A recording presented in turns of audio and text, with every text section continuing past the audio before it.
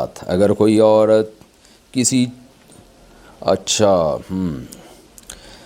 اگر کوئی خاتون خود لذتی کرے اور انزال نہ ہو تو ایسی صورت میں غسل فرض ہوگا یا نہیں؟ حیا کے خلاف مسئلہ ہے لیکن آج کل پوچھا جا رہا ہے بہت زیادہ. تو یہ بیماری آج کل عورتوں میں بھی آ گئی ہے خود لذتی کی. تو اگر انزال نہیں ہوتا، ڈسچارج نہیں ہوتی تو غسل فرض نہیں ہے. اگر ڈسچارج ہو جاتی ہے تو پھر غسل فرض ہوگا اور گناہ بھی ہوگا، توبہ استغفار کرنا چاہیے. تو یہ ہینڈ پریکٹس وغیرہ یا ان چیزوں کی طرف نہ لڑکے کے لیے جانا جائز ہے نہ لڑکیوں کے لیے جانا جائز ہے. یہ بالکل حرام ہے، اسلام میں اس کی بالکل اجازت نہیں ہے. سورہ قد افلح المؤمنون میں بھی اللہ نے حکم دیا اور سورہ معارج میں بھی کہ الا علی ازواجہم، کہ مرد اپنی بیوی کے علاوہ اور عورت اپنے شوہر کے علاوہ کسی تیسرے راستے سے اپنی خواہش پوری نہیں کر سکتے، نہ ہاتھ کے ذریعے نہ کسی اور ذریعے سے. تو اور حضرت عثمان ابن مظعون رضی اللہ تعالیٰ عنہ، یہ بھی صحیح حدیث ہے، فرماتے ہیں ہم سفر میں ہوتے تھے، بیویوں سے دور ہوتے تھے تو ہم پہ عورت کی جدائی بہت شاق گزرتی تھی، اپنی شہوت پہ کنٹرول کرنا بہت مشکل تھا. ہم نے نبی سے اجازت مانگی کہ ہم اپنے آپ کو کسی طرح خصی کر دیں، نامرد بنا دیں، تو آپ صلی اللہ علیہ وسلم نے اس سے منع کیا ہمیں.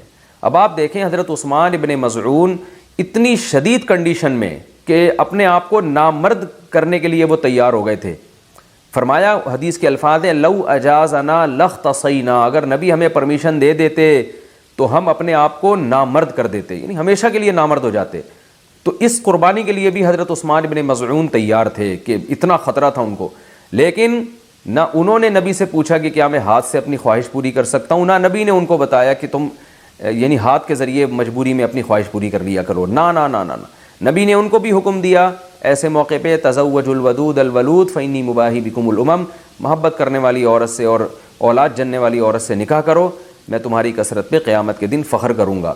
تو آپ صلی اللہ علیہ وسلم نے بزبان حال بتا دیا کہ یہ جو اللہ نے تم پر مرد پر اتنی شہوت مسلط کی ہے، خواہش مسلط کی ہے، اس کی وجہ یہ ہے کہ اللہ نسل چاہتے ہیں کہ مرد اور عورت کا ملاپ ہو. تو مرد اور عورت کو ایک دوسرے سے دور رہنے کے لیے پیدا نہیں کیا ہے، ملاپ کے لیے پیدا کیا ہے. تو اس لیے ملاپ کی ایک ناجائز قسم ہے، ایک جائز ہے. ناجائز ہے گرل فرینڈ بوائے فرینڈ، یہ حرام ہے. ولا متخذاتی اخدان، ولا متخذی اخدان قرآن کے الفاظ ہیں، کسی لڑکی سے تمہیں دوستی کی اجازت نہیں ہے. اور جائز طریقہ کیا ہے جو سورہ مومنون میں اور سورہ معارج میں اللہ نے بیان کیا، الا علی ازواجہم، کہ اپنی بیوی بنا کے اپنی خواہش اس سے پوری کرو. فإنہم غیر ملومین، اور اللہ نے فرمایا یہ لوگ قابل ملامت نہیں ہیں. اگر نکاح کے ذریعے آپ خواہش پوری کرو گے تو آپ کو دنیا تو ملامت کرے گی، لیکن اللہ کی نظر میں آپ کو سرٹیفکیٹ مل گیا کہ آپ قابل ملامت نہیں ہیں. یہی وجہ ہے کہ علماء نے لکھا ہے کہ جو بیوی کے ذریعے بھی اپنی خواہش پوری کرے نکاح کر کے، اسے ملامت کرنا، اسے طعنہ دینا، یہ اس پہ کفر کا خطرہ ہے، کیونکہ اللہ نے اس کو سرٹیفکیٹ دے دیا کہ بھئی یہ قابل ملامت نہیں ہے. تو اپنی جانوں پہ ہم سب کو رحم کرنا چاہیے. زنا معاشرے میں بہت تیزی سے پھیل رہا ہے. کو ایجوکیشن سسٹم نے تو ہمارے فیملی سسٹم کو تباہ و برباد کر دیا ہے. تو اللہ میاں نے جو اجازت دی ہے الا علی ازواجہم او ما ملکت ایمانہم، اور کیا فرمایا فمن ابتغى وراء ذلک، جو نکاح کے علاوہ، اللہ نے ذالکہ جو ہے نا اس میں اشارہ ہے، ہاتھ سے اشارے کے وقت یہ ذالکہ کا لفظ استعمال کیا جاتا ہے. گویا اللہ نکاح کی طرف نا بیوی کی طرف اشارہ کر کے کہہ رہے ہیں کہ اس کے علاوہ کوئی اور راستہ اگر تم نے اختیار کیا. یہ کیوں گویا ہاتھ سے اشارہ کیوں؟ پتہ چل جائے بس یہی حلال ہے، ہینڈ پریکٹس حلال نہیں ہے تمہارے لیے. اسی طرح کسی اور راستے سے اپنی خواہش پوری کرنا حلال نہیں ہے تمہارے لیے. تو اس لیے اللہ نے بتایا صرف یہ بیوی ہے، صرف یہ ہے، اس کے علاوہ کوئی بھی راستہ اختیار کرو گے فاولئک ھم العادون، یہ لوگ اللہ کی حدود کو توڑنے والے ہیں. تو یاد رکھیں کسی مفتی کے فتوے کی بیس پہ یا کسی اسکالر کے فتوے کی بیس پہ یہ اس کو جو ہینڈ پریکٹس ہے اس کو حلال کرنے کی اجازت نہیں ہے. قرآن میں اللہ نے بہت واضح فتویٰ دیا ہوا ہے اس بارے میں. تو اس لیے آج کل نوجوان بہت تیزی سے اس طرف جا رہے ہیں. تو بہت احتیاط کی ضرورت ہے اس میں. یہ نوجوانوں کا مسئلہ ہے، آج کل بہت زیادہ پوچھتے ہیں کہ جی ہینڈ پریکٹس کی عادت پڑ جاتی ہے تو کہتے ہیں میں نے یوٹیوب پر اس عمل سے بچنے کے لیے کافی سرچ کیا کہ کوئی طریقہ مجھے مل جائے، لیکن صرف وظیفے ہی بتائے گئے ہیں. تو کیا اس سے بچنے کے لیے صرف وظیفے کام آتے ہیں، کوئی اور حل ہے؟ انڈیا سے کسی نے پوچھا. یہ مسئلہ یہ ہے کہ یہ وظیفوں سے نہیں چھوٹتی ہے بیماری، وظیفوں سے تو اس کا کوئی تعلق نہیں ہے. سب سے پہلی بات تو یہ جلد سے جلد شادی کریں. آپ نکاح نہ کرنے کے یہ وبال ہیں کہ انسان الٹے سیدھے کاموں میں لگ جاتا ہے. ایک بات تو یہ. دوسرا اپنا کانسیپٹ کلیئر کریں اس بارے میں آج کل بعض ڈاکٹر اس کو بہت پروموٹ کر رہے ہیں اور کہہ رہے ہیں اس سے صحت کو کوئی نقصان نہیں ہوتا، تو یہ بات بالکل غلط ہے، اس سے صحت کو نقصان ہوتا ہے۔ اس بارے میں ایک اور ڈاکٹروں کی رائے بھی یہی ہے، یہ نہیں جو میں بات کر رہا ہوں، اس کو بھی ڈاکٹر اس کی تائید کرتے ہیں، بعض ڈاکٹر کہتے ہیں اس سے نقصان ہوتا ہے۔ اور سب سے بڑی بات یہ کہ ڈاکٹروں کی تحقیق بدلتی رہتی ہے، ایک چیز جو نیچر کے خلاف ہے، ایک چیز جس سے اسلام نے روکا ہے، وہ صحت کے لیے مفید نہیں ہو سکتی۔ ایک پروسیس رکھا ہے نا، ایک نیچرل پروسیس رکھا ہے، آپ اس سے ہٹ کے کسی اور طرح سے اپنے آپ کو ڈسچارج کرنا شروع کر دیں تو یہ کیسے پاسبل ہے کہ نقصان نہیں ہوگا؟ ڈاکٹر کہہ رہے ہیں نقصان نہیں ہے، کل یہی ڈاکٹر کہیں گے تباہی بربادی ہو رہی ہے۔ تو پہلی بات تو اپنا ایک کانسیپٹ کلیئر کریں کہ اس سے صحت کو نقصان ہوتا ہے، کیونکہ اگر آپ نے یہ مان لیا نا کہ نقصان نہیں ہوتا تو پھر موٹیویشن اور زیادہ کمزور ہو جاتی ہے۔ اس سے انسان کہتا ہے کہ کوئی نقصان تو ہے نہیں تو کرتے رہو، تو آخرت کا تو نقصان ہے، دنیا کا بھی اس میں نقصان ہے آپ کا، اور وہ نقصان مینٹلی بھی نقصان ہوتا ہے اور باڈی کو بھی نقصان ہوتا ہے۔ اس پہ میں دلائل سے کلپ ریکارڈ کروا چکا ہوں، ابھی میں اس کی ڈیٹیل میں نہیں جاؤں گا، آپ میرا وہ کلپ سن سکتے ہیں، یوٹیوب چینل پہ موجود ہے وہ، کہ اس سے باڈی کو، صحت کو کیا کیا نقصانات ہوتے ہیں۔ اور یہ جو ڈاکٹر لوگ کہہ رہے ہیں نا کوئی نقصان نہیں، بالکل غلط کہہ رہے ہیں، کل کہہ دیں گے کہ نقصان ہے، تو سائنس کی تحقیقات بدلتی رہتی ہیں اور بہت سے ڈاکٹر کہہ بھی رہے ہیں کہ نقصان ہے اس سے۔ تو دوسری بات یہ کہ اس کو ایک تو عزم کرنا ہے کہ آپ نے اس کو چھوڑنا ہے، جب تک آپ پکا عزم نہیں کرتے کوئی کام ہوتا نہیں۔ دوسرا کام آپ نے یہ کرنا ہے کہ جی آپ یہ دیکھیں کہ کن اوقات میں آپ اس عمل میں زیادہ مبتلا ہوتے ہیں۔ عام طور پہ نوجوان جب رات سونے کے لیے لیٹتے ہیں تو نیند نہیں آ رہی ہوتی، تو پھر اس طرف دماغ جانا شروع ہو جاتا ہے، تو آپ نے سونے کے لیے اسی وقت لیٹنا ہے جب گہری نیند آنا شروع ہو جائے، اور لیٹتے آپ موبائل دور رکھیں اپنے آپ سے، اور لیٹتے ہی آپ کی آنکھ لگ جائے، ایسا ٹائم ہونا چاہیے۔ کتاب بھی رکھیں اپنے سامنے، اپنے سرہانے پر، کتاب کا مطالعہ کرتے کرتے سو جائیں۔ اسٹڈی کرتے ہوئے بہت اچھی نیند آ جاتی ہے انسان کو، ایسے تکیہ لگایا، اسٹڈی کرنا شروع کیا اور سو گئے، یہ کام بھی کریں آپ۔ دوسرا کام کیا کرنا ہے آپ نے؟ ایکسرسائز کی عادت ڈالیں۔ آدمی جب مینٹلی ہیلدی ہوتا ہے نا تو یہ الٹے سیدھے کاموں میں نہیں لگتا وہ، اور اپنے آپ کو جب اچھے کاموں میں تھکاتا ہے تو برے کاموں سے اپنے آپ کو بچاتا ہے۔ صبح اٹھ کے زبردست قسم کی جاگنگ کریں، اور شام کے ٹائم پہ آپ جم جائیں، خوب اپنے آپ کو تھکائیں، اس کے بعد اچھی خوراکیں کھائیں، آپ کو اچھی نیند آئے گی۔ پھر جب آپ کی باڈی بننا شروع ہوگی، آپ شیشے میں اپنے آپ کو دیکھیں گے کیسا ہینڈسم اسمارٹ نظر آ رہا ہوں میں، تو ہر وہ کام سے آپ کو بچنے کا جذبہ پیدا ہوگا جو آپ کی باڈی کے لیے، آپ کی مینٹلی صحت کے لیے نقصان دہ ہوگی۔ یہ بھی کرنا چاہیے۔ ایک بات یہ بھی سوچنا چاہیے کہ جو لوگ اس عمل میں مبتلا ہوتے ہیں، نکاح کے بعد ان کو زوجہ سے ہم بستری میں جو لذت آنی چاہیے، جس پیک کی لذت آنی چاہیے، اس سے وہ محروم ہو جاتے ہیں۔ اور یہ بھی ہے کہ جب یہ زیادہ عادت پڑتی ہے نا تو نکاح کے بعد بھی یہ کام پھر چھوٹتا نہیں ہے، یعنی شادی کے بعد بھی یہ انسان اسی سے سیٹسفائی ہوتا ہے، تو بہت ٹائم لگ جاتا ہے پھر چھوڑنے میں اس کو۔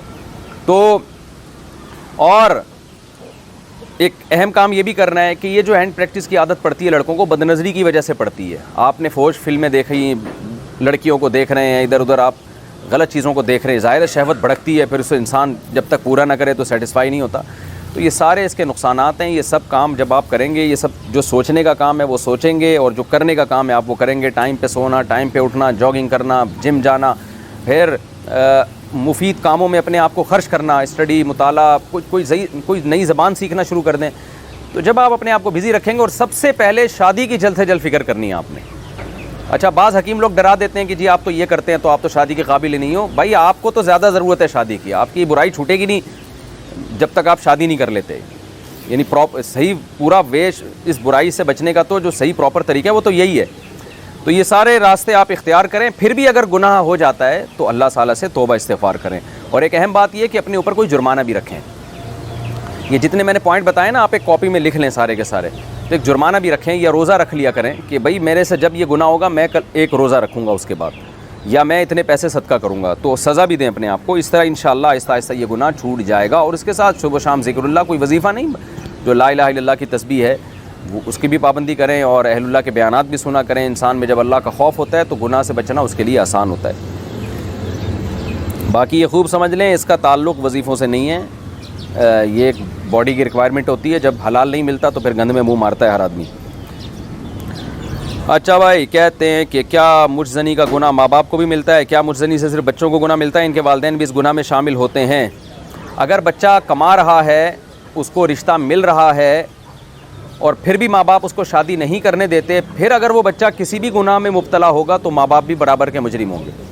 لیکن اگر بچے میں استطاعت ہی نہیں ہے نکاح کرنے کی، تو پھر اگر ماں باپ نکاح نہیں کرتے اس کا، تو ماں باپ پہ اپنے خرچے پہ بیٹے کا نکاح کرنا لازم نہیں ہے۔ ہاں، بیٹی کا تو لازم ہے، بیٹے کا لازم نہیں ہے۔ تو پھر ایسی صورت میں ماں باپ گناہ گار نہیں ہوں گے، کیونکہ وہ تو آپ میں ہی ایبلٹی نہیں ہے نکاح کرنے کی، تو ماں باپ کا کیا قصور ہے اس میں؟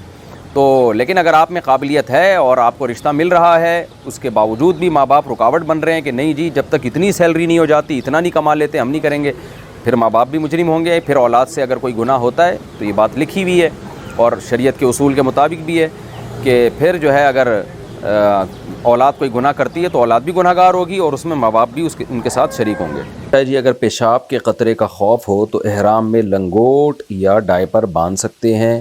جی ہاں باندھ سکتے ہیں۔ کیا خواتین تلاوت کا چینل بنا سکتی ہیں؟ جوان لڑکی کے لیے اپنی آواز کو چھپانا یہ ضروری ہے، اس لیے جو جوان لڑکیاں ہیں وہ اپنی تلاوت کا چینل نہ بنائیں۔ مجھے ایک لڑکی پسند آئی تو میں نے نکاح کا پیغام بھیج دیا، لڑکی والے کہہ رہے ہیں کہ لڑکا کماتا نہیں ہے، لڑکی راضی ہے لیکن وہ گھر والوں کے خلاف نہیں کر سکتی، رہنمائی فرمائیں۔ جب ظاہر ہے کماتے نہیں ہو تو لڑکی کو کھلاؤ گے کیا، پلاؤ گے کیا، رکھو گے کیسے؟ اور اگر والد کے خرچے پہ پلو گے تو والد صاحب پرمیشن دے رہے ہیں، وہ ذمہ داری اٹھا رہے ہیں کہ میں بہو کو پالوں گا۔ ان سب باتوں کا جب تک جواب نہیں مل جاتا تو والدین بالکل ٹھیک کر رہے ہیں۔ لڑکیاں تو بیچاری بہت ہی معذرت کے ساتھ جلد باز سی ہوتی ہیں اور عشق سوار ہو جاتا ہے ان کے اوپر، آگے فیوچر دیکھتی نہیں ہے، انجام دیکھتی نہیں ہے۔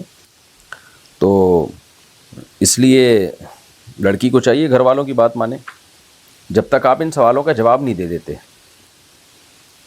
مفتی صاحب سر میں جوئیں کیوں پڑتی ہیں، کیا یہ عذاب ہوتا ہے؟ نہیں بھائی، جوئیں تو ویسے ہی پڑتی ہیں، گندگی سے پڑتی ہیں اور ایک دوسرے سے بھی لگتی ہیں جوئیں۔ جوؤں والے کے جب قریب بیٹھیں گے تو وہاں سے ٹریول کرتے کرتے بغیر پاسپورٹ ویزے کے آپ کے سر میں بھی جوئیں پہنچ جائیں گی۔ مفتی صاحب عورت آن لائن حفظ کرا سکتی ہے؟ جی کرا سکتی ہے، خواتین کو عورتیں پڑھائیں۔ مفتی صاحب میں دین کی بات سنتی ہوں تو اس پر عمل کرنے کی کوشش کرتی ہوں، اور مجھے جب گناہ کے بارے میں پتہ چلتا ہے تو مجھے اس بات کی ٹینشن ہوتی ہے کہ دوسروں کو بھی اس گناہ کے بارے میں بتاؤں۔ جب موقع ملتا ہے تو بتا دیتی ہوں، لیکن اگر نہ بتا پاؤں تو اس بات کی بہت پریشانی ہوتی ہے کہ مجھے بہت گناہ ملے گا، کیونکہ اس کو میں نے گناہ کے بارے میں نہیں بتایا، میری رہنمائی فرمائے۔ اپنے کسی گناہ کے بارے میں کبھی بھی کسی کو بتانا جائز نہیں ہے، اپنے شیخ کو بتایا جا سکتا ہے اصلاح کی نیت سے، ورنہ اپنے گناہوں پر بھی پردہ ڈالنے کا حکم ہے، جیسے کہ دوسرے کے گناہوں پہ پردہ ڈالنے کا حکم ہے۔ آج کل میڈیا میں بہت اچھالا جاتا ہے دوسروں کے گناہوں کو بھی، دوسروں کی بھی عیبوں کو، یہ ایک فیشن بن چکا ہے۔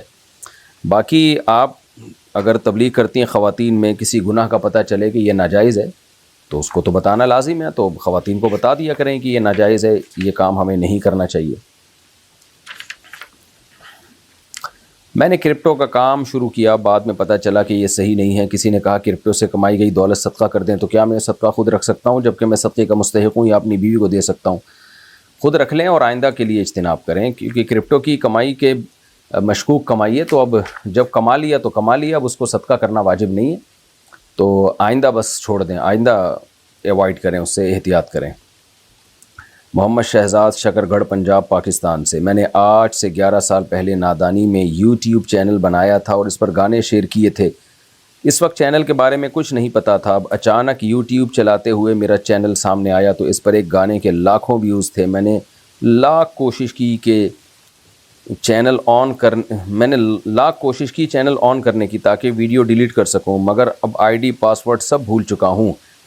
اب میں اس کے گناہ جاریہ سے کیسے بچوں؟ دیکھیں یوٹیوب پہ آئی ڈی پاسورڈ بھول بھی جائیں نا آپ، تو ایک سسٹم ہے یوٹیوب کا کہ آپ ان کو اپلیکیشن دیں کہ میں آئی ڈی پاسورڈ بھول گیا ہوں، تو وہ ویریفیکیشن کریں گے آپ سے، تو اس کے بعد آپ اس چینل کو اڑائیں نہیں، بلکہ اس چینل کو اب کسی جائز مقاصد کے لیے استعمال کریں۔ یوٹیوب تو ایک سورس آف انکم ہے، بہت بہترین، اس کو حلال انکم کا ذریعہ بنایا جا سکتا ہے۔ تو اگر آپ کے سبسکرائبر بہت ہیں تو اب ٹھیک ہے، جو گناہ ہو گیا اب اس سے توبہ کریں، تو اب اسی چیز کو اب آپ اچھے کاموں میں استعمال کریں۔ تو آپ جو یوٹیوب کے ماہرین ہیں ان سے رابطہ کریں، وہ آپ کو بتائیں گے کہ جو لوگ آئی ڈی پاسورڈ بھول جاتے ہیں تو یوٹیوب پھر ان کو کیسے چینل ریکور کر کے دیتا ہے، یا ان کو آئی ڈی پاسورڈ کیسے ویریفیکیشن کرتے ہیں، وہ ویریفائی کرتے ہیں کہ آپ وہی ہیں یا کوئی اور ہیں، تو اس سے ہو جائے گا۔ میں حفظ کر رہی تھی مدرسے میں مگر مکمل نہ ہو سکا، میں شادی شدہ ہوں، ناظرہ پڑھانا چاہتی ہوں مگر میرے پاس ناظرہ کی سند نہیں ہے اور میں دین کا کام کرنا چاہتی ہوں، رہنمائی فرمائیں کیا کروں؟ اگر آپ نے ماہر ٹیچر سے ناظرہ پڑھا ہوا ہے تو سند ہونا ضروری نہیں ہے، ٹیچروں سے پڑھنا ضروری ہے، تو آپ آگے ناظرہ پڑھا سکتی ہیں بے شک سند نہ بھی ہو۔ کچھ لوگ کہتے ہیں کہ جو عورت شوہر کے جنازے کے ساتھ گھر سے نکل جائے اس پر عدت لازم نہیں ہوتی، رہنمائی فرمائیں۔ بالکل غلط کہتے ہیں. عورت کے لیے شوہر کے جنازے کے ساتھ گھر سے نکلنا حرام ہے, ناجائز ہے, کیونکہ عورت پر عدت واجب ہے. شوہر کی انتقال کی خبر جیسے ہی عورت کو ملے گی اس پر واجب ہوگا فوراً اپنے گھر چلی جائے. خواتین کیا ہوتی ہیں, ڈیتھ کی, موت کی اطلاع ملتی ہے تو ہاسپٹل جا رہی ہوتی ہیں. قبرستان بھی آج کل جانے کا رواج بڑھ گیا ہے, میت کو دیکھنے کے لیے گھر سے باہر آتی ہیں. بالکل غلط ہے. اللہ تعالیٰ کے جب ایک حکم ہے تو اس کو فالو کیا جائے گا. تو اللہ نے حکم دیا عورت کو کہ جیسے ہی شوہر کی موت ہو, عورت کی عدت شروع ہے تو فوراً اپنے گھر جائے. وہ تو شوہر کو دیکھنا ہو تو میت کو گھر میں لا کے دکھا دیا جائے عورت کو. جس کا کوئی محرم نہ ہو وہ حج یا عمرہ پر کیسے جائیں, وہ صبر کریں, ان کو اللہ تعالیٰ اجر دے گا اسی کا, کیونکہ انہوں نے اللہ کے حکم کی خاطر حج کو چھوڑا ہے. اللہ کا حکم ہے کہ محرم کے بغیر سفر نہ کرو حج عمرے کا خاص طور پہ. تو اس لیے وہ انتظار کریں بس, اور جب نا امیدی ہو جائے تو پھر وہ حج بدل کی وصیت کر دیں. میں کمپنی میں سافٹ ویئر ڈیولپر ہوں اور میرا کلائنٹ ایک بینک ہے جس کی زیادہ کمائی انویسٹرز اور دوسری چیزوں سے ہوتی ہے اور تھوڑی سود سے. بس اس کی ویب سائٹ پر کام کرتا ہوں اور ہماری سیلری جب آتی ہے تو بینک کمپنی کو دیتا ہے اور پھر کمپنی ہمیں سیلری دیتی ہے. بینک ڈائریکٹ ہمیں نہیں دیتا. تو اس صورت میں جاب حلال ہے یا حرام؟ اگر حرام ہے تو کیسے ڈیل کرے؟ حلال ہے آپ کی جاب. میں جرمنی میں رہتی ہوں اور جرمن قانون کے مطابق ہماری طلاق ہوئی, تو کیا جب تک اسلامی طریقے سے بول کر طلاق نہ دی جائے تو طلاق واقع نہیں ہوتی؟ ہماری طلاق میں میرے شوہر نے اپنے وکیل کے ساتھ بیٹھ کر جج کے سامنے ہاں میں سر ہلا دیا اور میں نے بھی ہاں میں کہا, تو کیا طلاق ہو گئی؟ میرے شوہر اس بات کو نہیں مانتے کہ طلاق ہو گئی ہے. دیکھیں, جرمن جج نے جب آپ کے شوہر سے پوچھا کہ ہم نے آپ کی وائف کا نکاح ختم کر دیا, آپ اس پہ ایگری ہیں, تو اگر شوہر نے ہاں میں سر ہلا دیا تو یہ شریعت کے مطابق طلاق ہو گئی. عورت کے ہاں کرنے سے تو نہیں ہوتی, لیکن شوہر نے جب ہاں کہہ دیا تو ہو گئی. تو اب جج نے اس سے کیا کہا تھا یہ پوچھ کے بتائیں آپ. تو غیر مسلم بھی اگر کوئی پوچھتا ہے نا شوہر سے کہ آپ کا نکاح ہم نے ختم کر دیا, آپ نے اس کو قبول کیا, تو شوہر اگر کہ ہاں مجھے ایکسیپٹ ہے, قبول ہے, تو جب وہ منہ سے ایکسیپٹ بولے گا تو ہو جائے گا. اب وہ کیا تھا, 3 طلاقیں تھیں. ایک ظاہر ہے ان غیر مسلم کنٹریز میں 3 طلاقیں نہیں ہوتی. نکاح ختم کے الفاظ ہوتے ہیں, کینسلیشن کے الفاظ ہوتے ہیں, میرج کینسلیشن اس ٹائپ کے الفاظ ہوتے ہیں. تو اس سے ایک طلاق بائن واقع ہوگی, یعنی ایک طلاق ہوگی لیکن نکاح ختم ہو جائے گا. تو اب پوری ڈیٹیل مجھے بتائیں گی تو میں جواب دے سکتا ہوں. حق مہر لڑکے والے طے کرتے ہیں یا لڑکی والے؟ دونوں مل کے طے کرتے ہیں. لڑکی والے زیادہ سے زیادہ کا مطالبہ کر سکتے ہیں, لڑکے والے اس کو کم سے کم کرا سکتے ہیں, جہاں دونوں کی گوٹ آ کے اٹک جائے جس اماؤنٹ پہ وہ مہر ہے. جعفر اقبال ہنگو سے, میں بینک میں جاب کرتا ہوں اور میرا کام انشورنس دینا ہے, کیا یہ جائز ہے؟ نہیں جائز ہے, آپ کا کام حرام ہے, ناجائز ہے, اس سے ملنے والی آمدن بھی ناجائز ہے. عثمان بحرین سے, کیا ہم زکوٰۃ فاؤنڈیشن کو دے سکتے ہیں کیونکہ ان کا دعویٰ ہے کہ آپ کی زکوٰۃ مستحقین تک پہنچے گی, اور کیا زکوٰۃ مسجد کے تعمیراتی کام کے لیے دے سکتے ہیں؟ مجھے نہیں پتہ جی, یہ لوگ زکوٰۃ مستحقین, زکوٰۃ کے مصرفین تک زکوٰۃ پہنچاتے ہیں, کیونکہ بہت سے لوگ زکوٰۃ کو تعمیراتی چیزوں میں اور ڈاکٹروں کی تنخواہوں میں بھی خرچ کر رہے ہوتے ہیں, جو کہ جائز نہیں ہے. اس لیے اب مجھے ان کا نہیں پتہ, تو آپ ان سے جا کے پوچھیں کہ آپ زکوٰۃ میں غربا اور مساکین کو مالک بناتے ہیں, ان توکیل کرتے ہیں کہ نہیں کرتے, یعنی ان کو یا ان کے وکلاء کو مالک بناتے ہیں کہ نہیں. تو اگر وہ کرتے ہیں تو ٹھیک ہے دے سکتے ہیں, نہیں کرتے تو نہیں دے سکتے. باقی زکوٰۃ مسجد کے تعمیراتی کاموں کے لیے نہیں, بالکل جائز نہیں ہے. کیا عورت ناپاکی کے ایام میں کلمات پڑھ سکتی ہے؟ جی پڑھ سکتی ہے. میرے شوہر کی خالہ کی بیٹی منہ بولی بہن ہے, وہ ایک دوسرے کا ماتھا بھی چوم لیتے ہیں, اس کا اسلام میں کیا حکم ہے؟ دیکھیں, شوہر کی خالہ کی بیٹی منہ بولی بہن ہے, یعنی شوہر کی منہ بولی بہن ہے. نہیں جی, اس کا ماتھا آپ کے ہسبینڈ نہیں چوم سکتے, کیونکہ بہرحال وہ نامحرم ہے. خالہ کی جو سگی بیٹی ہے تو وہ کزن ہے نا, تو کزن سے تو نکاح بھی جائز ہے, تو نامحرم ہوتی ہے, اس لیے ان کو منع کریں اس کام سے. عبداللہ صاحب انڈیا سے کہتے ہیں, کیا نمازی کے آگے سترے کے طور پر رومال لٹکا کر جا سکتے ہیں؟ کیا نمازی کے آگے بیٹھا ہوا شخص اس کے دائیں یا بائیں جانب سے نکل سکتا ہے؟ رومال تو نہیں لٹکا کے جا سکتے, یعنی رومال کوئی بھی چیز زمین پہ ہو تو ہاں یہ ہو سکتا ہے کہ ایک شخص رومال لٹکا کے کھڑا ہو جائے, یعنی زمین تک رومال ٹچ ہو رہا ہو, اور دوسرا پھر آگے سے گزر جائے, تو ایسا ہو سکتا ہے. اور نمازی کے آگے بیٹھا ہوا شخص دائیں یا بائیں جا سکتا ہے, کراس نہیں ہو سکتا. پاپا کہنا کیسا ہے؟ جی پاپا جو صبح چائے میں ڈبو کے بھی کھایا جاتا ہے اور ڈیڈی کو بھی کہا جاتا ہے. جائز ہے، لیکن والد کے لیے، والد کا لفظ، ابو کا لفظ، یہ بہت پیارا لفظ ہے، اردو زبان کا ایک کلچر ہے، اس لفظ میں مٹھاس ہے.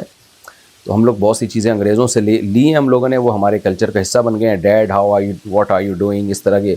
تو ڈیڈ میں تو وہ مزہ نہیں ہے، احترام نہیں ہے، جو اسی طرح پاپا میں بھی نہیں ہے وہ احترام جو لفظ ابو میں ہے. تو بابا بھی کہہ دیا کریں ٹھیک ہے، لیکن پاپا بہتر ہے نہ ابو کو کہا کریں. بہرحال جائز ہے، کوئی پاپا کہہ دے تو کوئی گناہ نہیں ہے، وہ ناجائز ہونے کی دلیل نہیں ہے، صرف افضلیت کی بات کر رہا ہوں کہ اپنے کلچر کو نہیں چھوڑنا چاہیے. اگر کوئی کنوارا لڑکا ہوش و حواس میں کہے کہ میں جب جس عورت سے نکاح کروں گا اس کو 3 طلاق ہے، تو اس کے لیے شادی کی کوئی گنجائش ہے؟ جب بھی یہ نکاح کرے گا تو تینوں طلاقیں واقع ہو جائیں گی. تو بعض لوگ اس پہ یہ دلیل دیتے ہیں، اسلاف سے اقوال پیش کرتے ہیں کہ نکاح سے پہلے طلاق نہیں ہوتی. تو دیکھیں اسلاف سے جو اس طرح کی حدیث میں فتوے ہمیں ملتے ہیں کہ نکاح سے پہلے طلاق نہیں ہوتی، اس کا مطلب یہ ہے کہ کوئی اجنبی عورت کو کہہ دے تمہیں طلاق ہے، تو ظاہر ہے وہ جب نکاح ہی نہیں ہے تو طلاق کہاں سے ہوگی. لیکن اگر نکاح پہ معلق کر دے طلاق کو کہ میں نے اس سے نکاح کیا تو اس کو طلاق، تو نکاح کرتے ہی پھر طلاق واقع ہو جائے گی. تو اب اگر کسی نے ایسا الفاظ کہہ دیے ہیں تو پاگل ہے، اس کو تو سب سے پہلے کوڑے لگنے چاہیے، پاگل خانے میں بھی جمع ہونا چاہیے. ایسے شخص کو اپنے اوپر بلا وجہ کہ اس نے عذاب میں ڈال دیا اپنے آپ کو. تو اب یہ کہ یہ نکاح کیسے کرے گا، اس کے لیے آپ جو ہے قریبی دارالافتاء سے رجوع کریں. جہاں بھی آپ رہتے ہیں وہاں جائیں کسی دارالافتاء سے، تو وہ آپ کو نکاح کا ایسا طریقہ بتائیں گے کہ جس میں آپ کو زبان نہ ہلانا پڑے، یعنی آپ کی طرف نکاح کی نسبت نہ ہو، وکالت کے ذریعے، فضولی کے ذریعے نکاح ہو. کوئی اور آپ کا نکاح کرا دے، یعنی اس لڑکے کا کوئی اور نکاح کرا دے، اور یہ زبان سے ہاں نہ کرے، عمل سے ایجاب کرے. تو اس کا کیا طریقہ ہے، یہ چینل میں اس لیے نہیں بتا رہا کہ یہ ایک نئی جنگ چھڑ جائے گی اور وہمیوں کی تعداد کم ہونے کے بجائے اور زیادہ بڑھ جائے گی. تو اس طرح کے جو خاص پرسنل نوعیت کے معاملات ہوتے ہیں اس کو پھر کسی قریبی دارالافتاء سے، کسی مفتی سے مل کے براہ راست پوچھ لینا چاہیے. تو آپ جہاں رہتے ہیں وہاں قریب ترین کوئی معتبر عالم ہو، مفتی ہو، تو ایسا لڑکے کو چاہیے کہ وہاں جا کے بتائے کہ میں نے اس طرح کے الفاظ ادا کیے ہیں تو میرے نکاح کی اس کیا صورت ہے، وہ ان کو طریقہ بتا دیں گے. اگر کوئی داڑھی کے ساتھ مونچھیں رکھتا ہے تو کیا یہ جائز ہے؟ کس اسٹائل کی مونچھیں رکھنا جائز ہے؟ آپ اگر تصویریں بنا کے بھیج دیتے 25-30 اسٹائل کی تو میں بتا دیتا یہ والا اسٹائل ٹھیک ہے، یہ والا ٹھیک نہیں ہے. بھائی صاحب آپ دیکھیں داڑھی کے ساتھ مونچھیں رکھنا جائز ہے، لیکن حدیث میں مونچھوں کو کٹانے کا حکم ہے. کتنی کٹائی جائیں کہ ہونٹ کا جو اوپر کا کنارہ ہے اس کا کھلا رکھنا واجب ہے. تو سائڈوں سے جتنی چاہیں بڑھا لیں، بہتر تو یہ ہے کہ بالکل ہی ختم کر دیں، یعنی قینچی سے بالکل جڑ تک کاٹ لیں. لیکن اگر کوئی رکھنا چاہے تو اس کی بھی اجازت ہے، لیکن پھر سائڈوں سے بڑھا سکتا ہے وہ، اس سے زیادہ نہیں. تو اسٹائل کا مطلب کیا ہے، بس سائڈوں سے بڑھا لیں، اور کوئی اسٹائل نہیں ہوتے مونچھوں میں. اگر امام ابو حنیفہ اور ان سے منسوب کردہ تعلیمات ناپید ہو جائیں تو کیا اللہ کا دین نامکمل رہ جائے گا؟ اللہ نے اپنے دین کو چونکہ مکمل ہی کرنا ہے، اس لیے اللہ تعالیٰ نے حفاظت کی ہے قرآن مجید کی بھی، وہ بھی ناپید نہیں ہو سکتا، اور حدیث کی بھی، اس کو بھی اللہ نے مرتب کروا لیا، وہ بھی ختم نہیں ہو سکتی.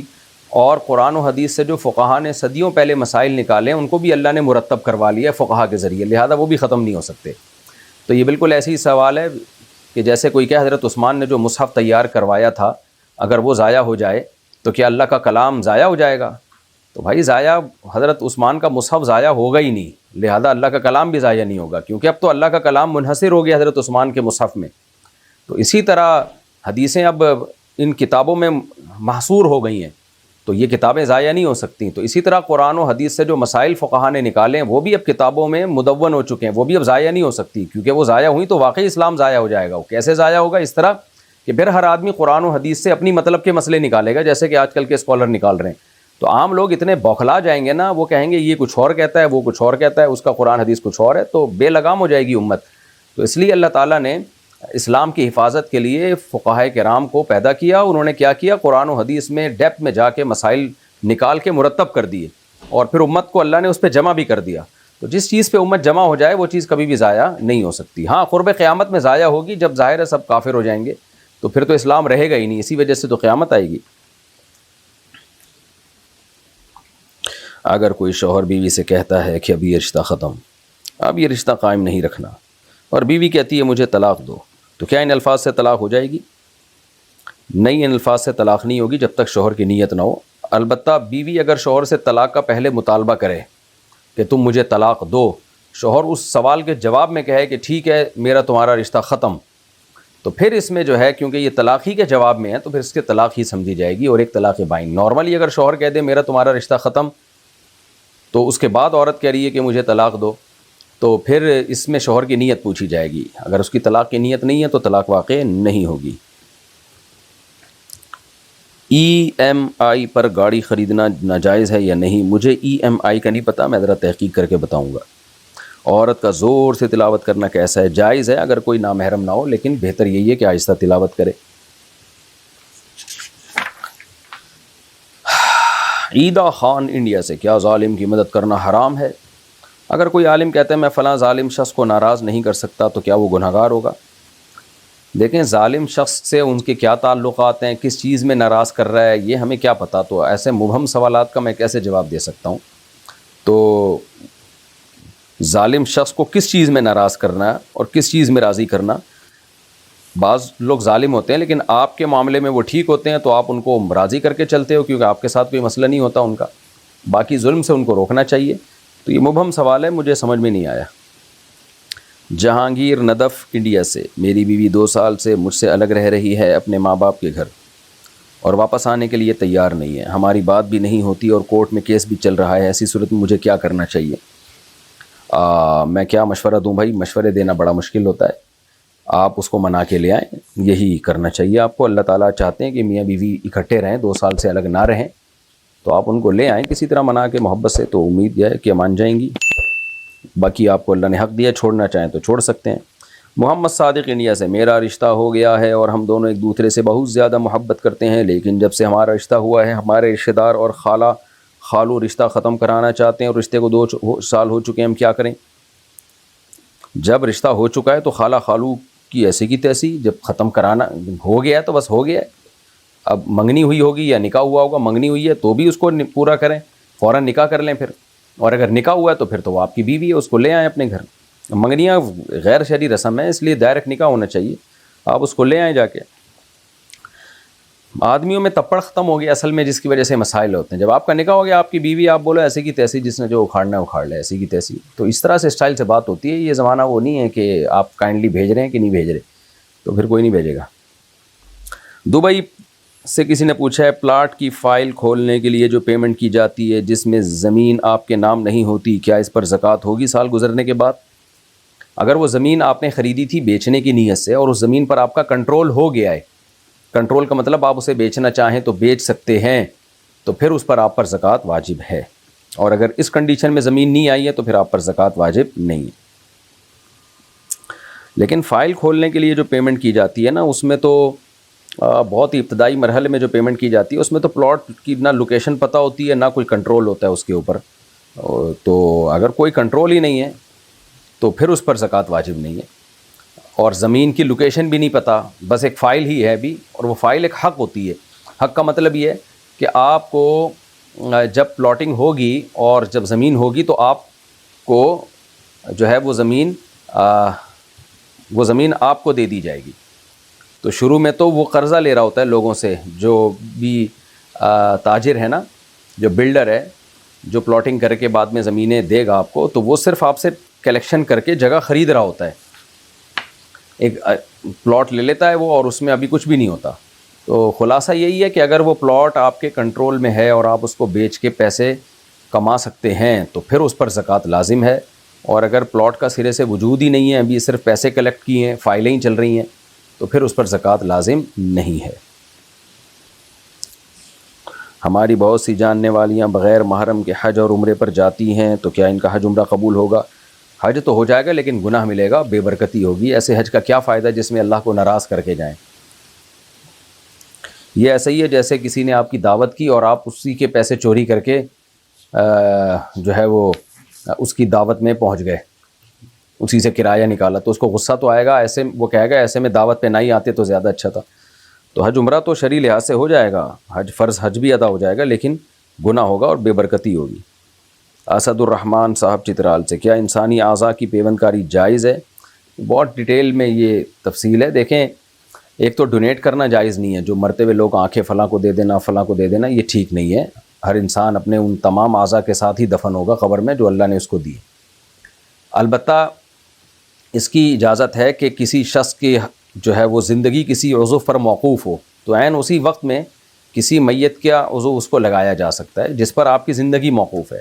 جیسے لوگ گردہ ڈونیٹ کر رہے ہوتے ہیں تو گردے میں یہ ہوتا ہے کہ ایک گردے پہ وہ زندہ رہ جاتا ہے اور آپ بھی صحیح چل پڑتے ہیں. تو کیونکہ اللہ نے 2 گردے دیے ہیں تو ایک گردہ شدید مجبوری میں کسی کو ڈونیٹ کیا جا سکتا ہے. تو اس میں ڈونیٹ کرنے والے کو بھی کوئی نقصان نہیں ہوتا, جیسے کہ ڈاکٹر کہتے ہیں, اب باقی ڈاکٹر ہی بہتر جانتے ہیں, اور جس کو لیا جا رہا ہے اس کی زندگی بچ جاتی ہے.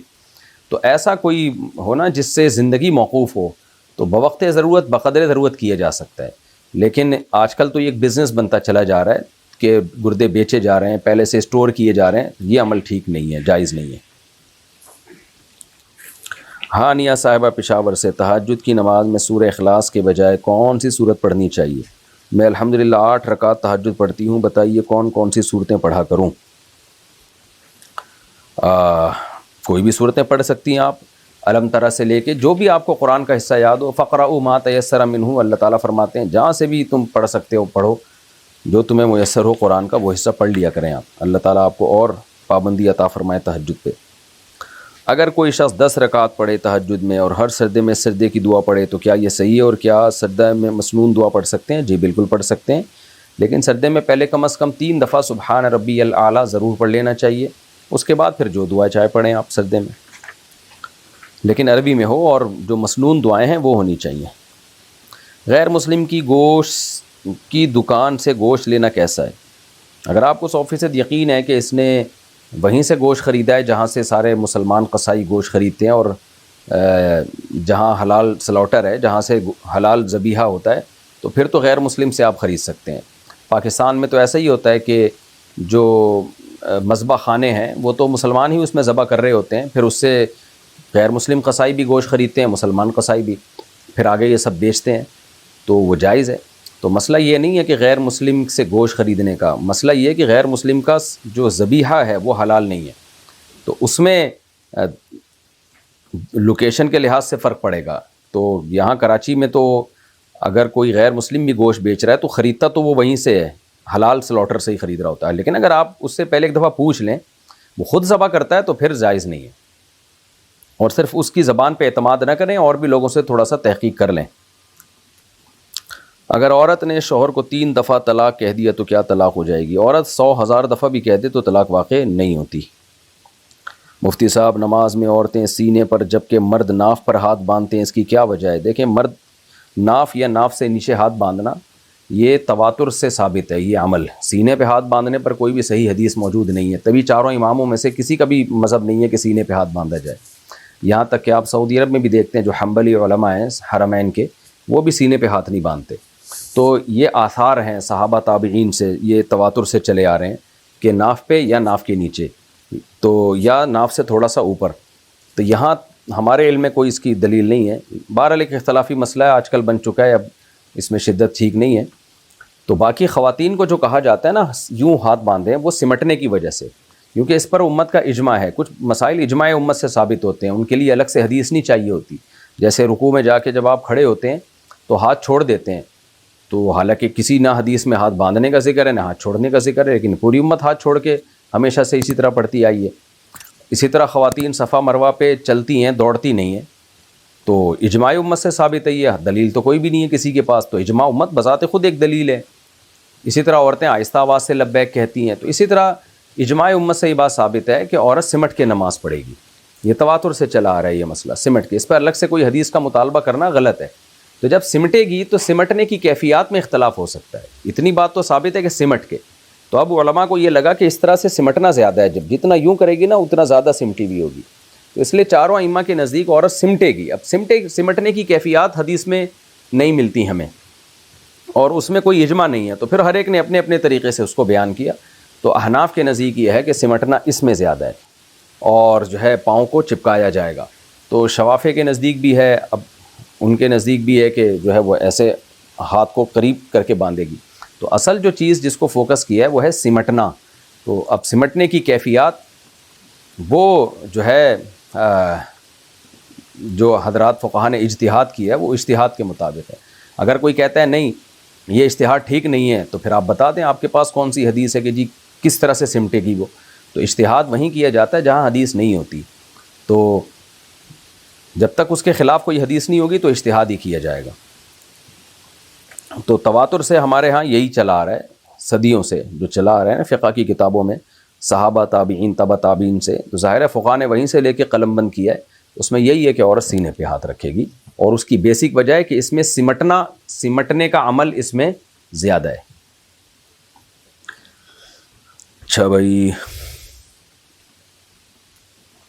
محمد لقمان انڈیا سہارنپور سے، قضائے عمری میں ایک ایک کر کے نماز پڑھ سکتے ہیں؟ جیسے 1 سال تک صرف ظہر پڑھیں. جی بالکل پڑھ سکتے ہیں.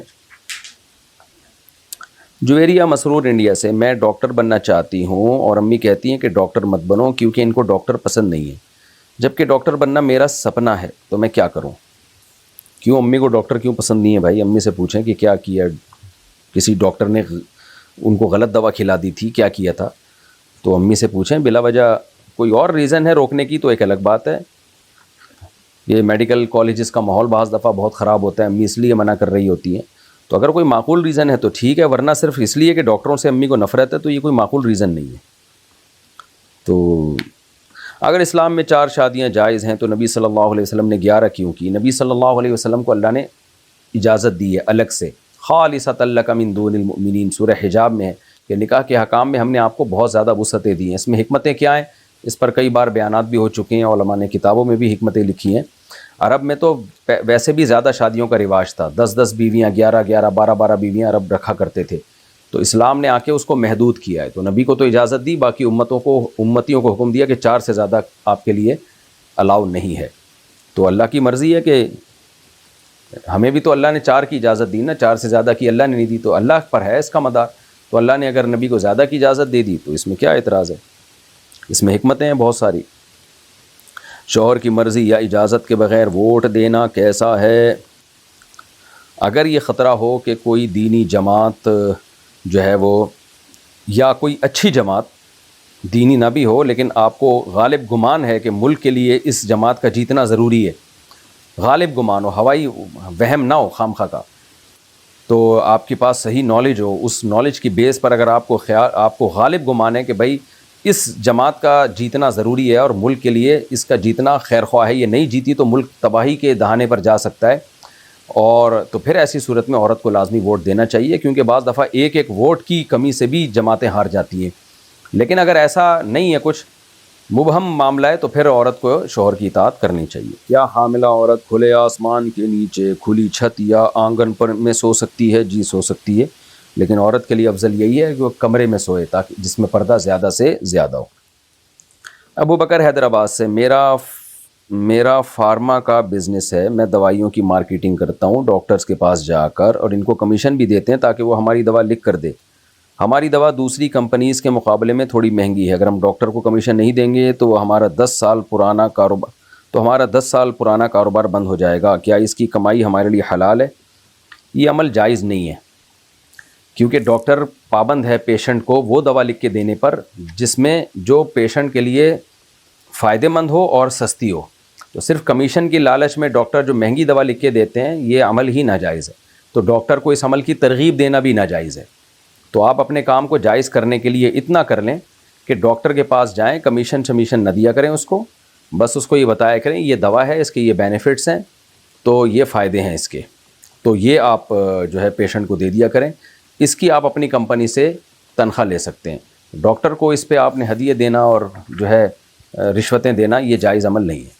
تو آپ کی نوکری کا اس سے تعلق ہے کہ اگر صرف آپ یہ نیت کریں کہ میرا کام صرف اس میڈیسن کو پروموٹ کرنا ہے اور ڈاکٹروں کے علم میں لانا ہے، تاکہ اگر ڈاکٹر اپنی ثواب دید پر یہ سمجھے کہ یہ میڈیسن میں نے پیشنٹ کو لکھ کے دینی ہے تو وہ دے سکے. ڈاکٹر کے پاس نالج ہوگی تو دے گا نا، لیکن اس کو پیسے دینا، کمیشن دینا، ایئر ٹکٹ دینا، جو کہ آج کل کمپنیاں کر رہی ہوتی ہیں، یہ جائز عمل نہیں ہے. ڈاکٹر کے لیے بھی جائز نہیں کہ اس کو لے. ڈاکٹر کہے بھائی میری مرضی، میں پیشنٹ کے لیے اس کو مفید سمجھوں گا تو لکھوں گا، نہیں سمجھوں گا تو نہیں لکھوں گا. نکلو پتلی گلی سے یہاں سے. اگر مقتدی امام کے پیچھے زبان اور ہونٹ ہلائے بغیر تلاوت کرے تو کیا یہ صحیح ہے؟ جی دل میں سورہ فاتحہ کی تلاوت کر سکتے ہیں، زبان نہیں ہلا سکتے. اگر کسی کو بیماری ہو کہ اسے مجمع میں جا کر گھبراہٹ شروع ہو جاتی ہو تو کیا وہ جماعت کی نماز چھوڑ سکتا ہے؟ گھبراہٹ کس نوعیت کی ہو رہی ہے یہ تو آپ خود فیصلہ کریں. نارملی تو جماعت کی نماز چھوڑنا ناجائز ہے، اور مجمع میں جانے سے گھبراہٹ ہو رہی ہے تو اس کا حل یہ کہ جائیں مجمع میں، تاکہ گھبراہٹ ختم ہو، آپ کو عادت پڑے اس سے. تو بالکل تنہا ہوتے ہوتے زندگی برباد ہو جائے گی. تو پھر بھی بہرحال کوئی واقعی ناقابل برداشت تکلیف ہو رہی ہے، کوئی بیماری کا خطرہ ہے، تو بیماری میں مجبوری میں جماعت کی نماز چھوڑی جا سکتی ہے. لیکن کتنی گھبراہٹ ہے، کیا ہے، یہ فیصلہ میں نہیں کر سکتا، یہ آپ خود فیصلہ کریں گے. اگر ہم کوئی عبادت کرنا چاہیں اور ہمارے دل میں آئے کہ یہ دکھلاوے کی عبادت ہے تو کیا ہمیں وہ عبادت نہیں کرنی چاہیے؟ ہمیں عبادت کرنی چاہیے. یہ جو دل میں آ رہا ہوتا ہے نا کہ دکھلاوے کی، یہ شیطان دل میں ڈال رہا ہوتا ہے تاکہ عبادت چھڑوا دے ہم سے. شیطان کا حربہ یہ ہوتا ہے کہ پہلے آپ کو نیک کام سے روکتا ہے وہ، پھر جب آپ نیک کام کرنے پر پرعزم ہو جاتے ہیں تو پھر وہ دل میں وسوسے ڈالتا ہے کہ تم اللہ کے لیے نہیں، تم تو مخلوق کے لیے کر رہے ہو. تو بے وقوف لوگ شیطان کی باتوں میں آ کے عبادت چھوڑ دیتے ہیں، عقل مند لوگ لگے رہتے ہیں. تو آپ لگے رہیں عبادت میں، یہ وسوسے خود بخود ختم ہو جائیں گے. مجھے ایک فون پڑا ہوا ملا، میں نے اسے نہیں اٹھایا، ایک بچے نے مجھے اٹھا کر دے دیا، اس کے بعد میرا فون بھی کہیں گر گیا. اب میں وہ فون استعمال کر سکتا ہوں؟ جو فون آپ نے دیکھیں پڑا ہوا ملا ہے نا، وہ تو لقطہ ہے، وہ کسی کا ہے، آپ کا تو نہیں ہے نا وہ. تو آپ مالک کو بہت اچھی طرح تلاش کریں جس حد تک آپ کے لیے ممکن ہو، اور جب آپ کے لیے بالکل آپ نا امید ہو جائیں تو پھر آپ اس کو صدقہ کر دیں. اور اگر آپ خود زکوٰۃ کے مستحق ہیں تو آپ پھر خود بھی استعمال کر سکتے ہیں اس کو، اس نیت کے ساتھ کہ جب مالک آ جائے گا تو اس کو دے دیں گے آپ. حافظ ارقم دیرو، توبہ اور استغفار میں کیا فرق ہے؟ دیکھیں، استغفار تو استغفار کے کلمے کو کہا جاتا ہے، یعنی استغفر اللہ ربی من کل ذنب، اس طرح کے جو کلمات ہیں نا، یا اردو میں بھی ہو سکتے ہیں، اللہ میں تجھ سے معافی طلب کرتا ہوں اپنے گناہوں کی، تو یہ استغفار کہلاتا ہے، یعنی اللہ سے مغفرت مانگنا. توبہ جو ہے پورے ایک شرعی ایک عمل ہے جس کی 3 شرائط ہیں. جیسے نماز میں ایک عمل ہے نا، اس کے باقاعدہ ایک پراپر طریقہ ہے، جب تک وہ طریقہ نہیں ہوگا تو نماز نہیں ہوگی. تو ایسے ہی توبہ ایک باقاعدہ شرعی عمل ہے.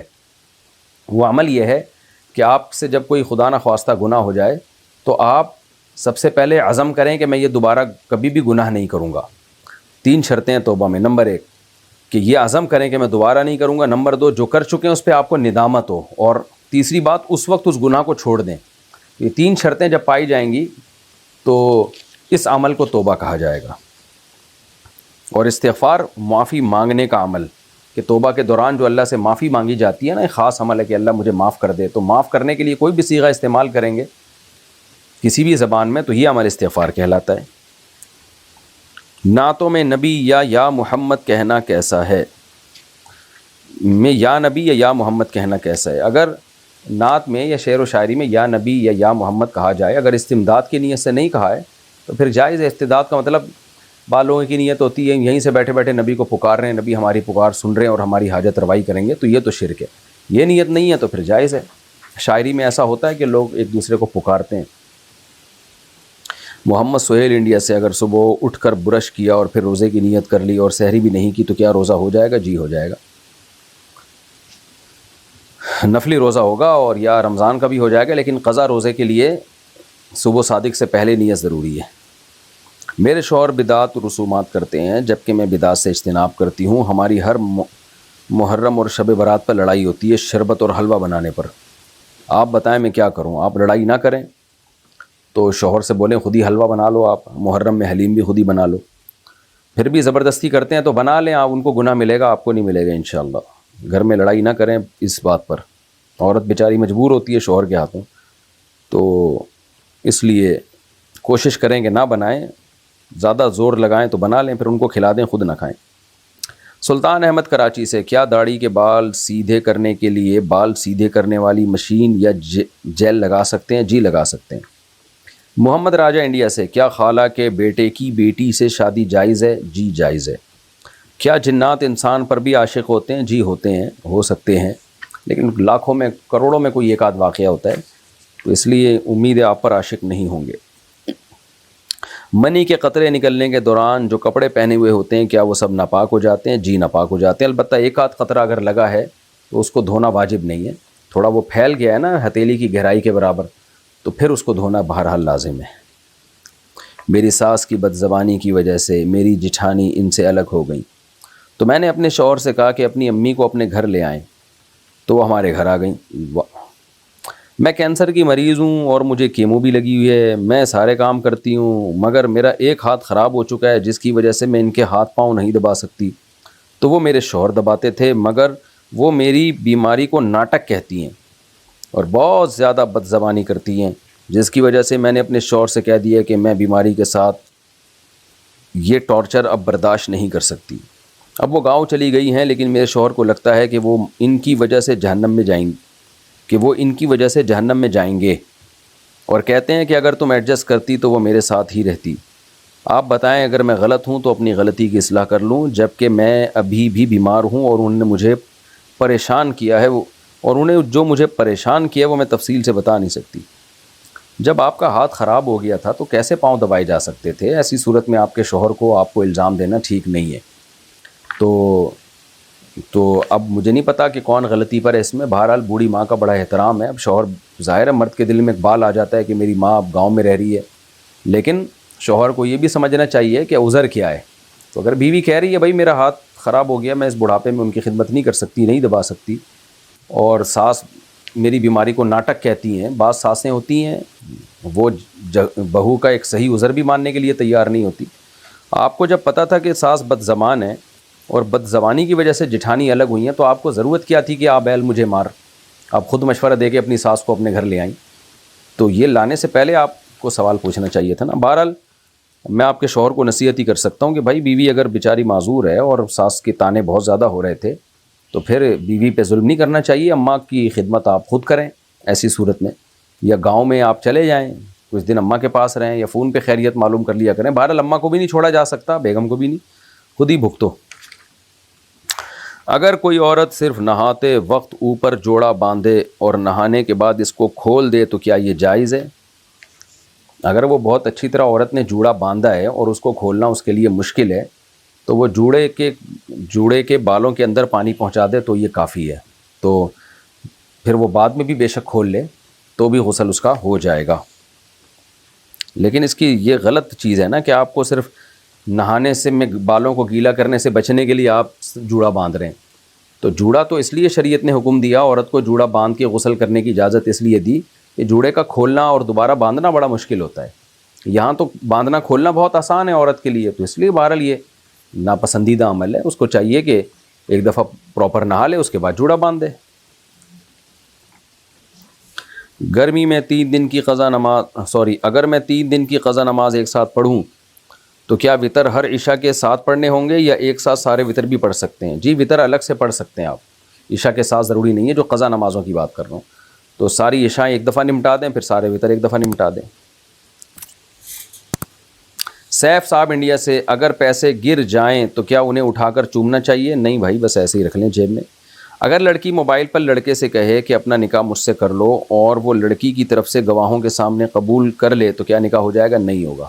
خاتون نے پوچھا ہے جی میرے شوہر تمباکو کھاتے ہیں اور مجھے اس کی بو سے نفرت ہے۔ جب وہ تمباکو کھاتے ہیں تو میرا ان سے بات کرنے کا بھی دل نہیں چاہتا، میں کیا کروں؟ وہ آپ کا بیان بھی شوق سے سنتے ہیں، آپ ان کو بتائیں نبی صلی اللہ علیہ وسلم نے فرمایا المسلم من سلم المسلمون من لسانہ و یدہ۔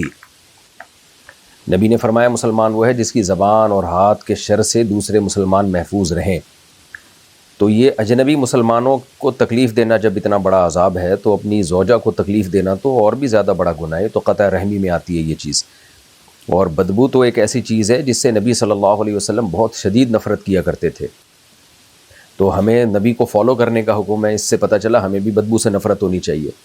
تو اگر شوہر کو تمباکو کھانے کی عادت ہے بھی تو ان کو چاہیے کہ وہ گھر میں جب گھر سے باہر جا کے کھا لیا کریں، یہ کہیں کونے پہ بیٹھ کے کھا لیں، اس کے بعد منہ اچھی طرح دھوئیں، صاف کریں تاکہ اس کی اسمیل منہ میں نہ رہے۔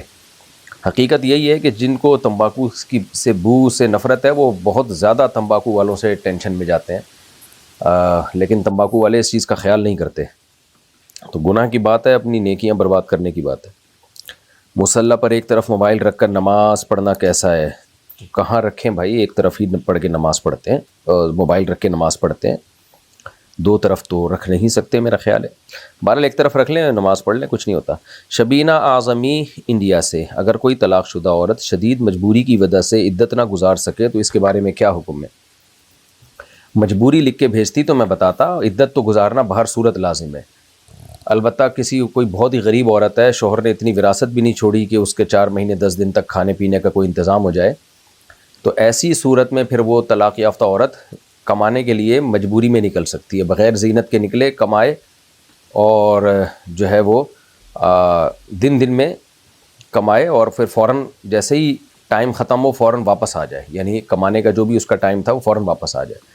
تو شدید مجبوری کا مطلب ایسی مجبوری میں عدت تو پھر بھی گزارنی پڑے گی، لیکن کس طرح سے گزارنی پڑے گی وہ شریعت نے تخفیف کر دی ہے، اس میں آسانی کر دی ہے۔ تو لیکن عورت پر عدت بہرحال گزارنا شوہر کے گھر لازم ہے۔ میں شادی شدہ ہوں اور ہماری شادی کو 10 سال ہو چکے ہیں، میں اپنے شوہر سے بہت خوش ہوں، مگر میرے والدین میرے شوہر سے بہت لڑتے ہیں اور مجھے ان کے خلاف جھوٹی باتیں بتاتے ہیں، اور مجھے کہہ رہے ہیں کہ تیرا شوہر ہمیں کھا گیا اور تو ہمارے لیے مر گئی، مجھے کیا کرنا چاہیے؟ پہلی دفعہ سنا ہے کہ جی بیوی اپنے شوہر سے خوش ہے لیکن بیوی کے والدین خوش نہیں ہیں داماد سے۔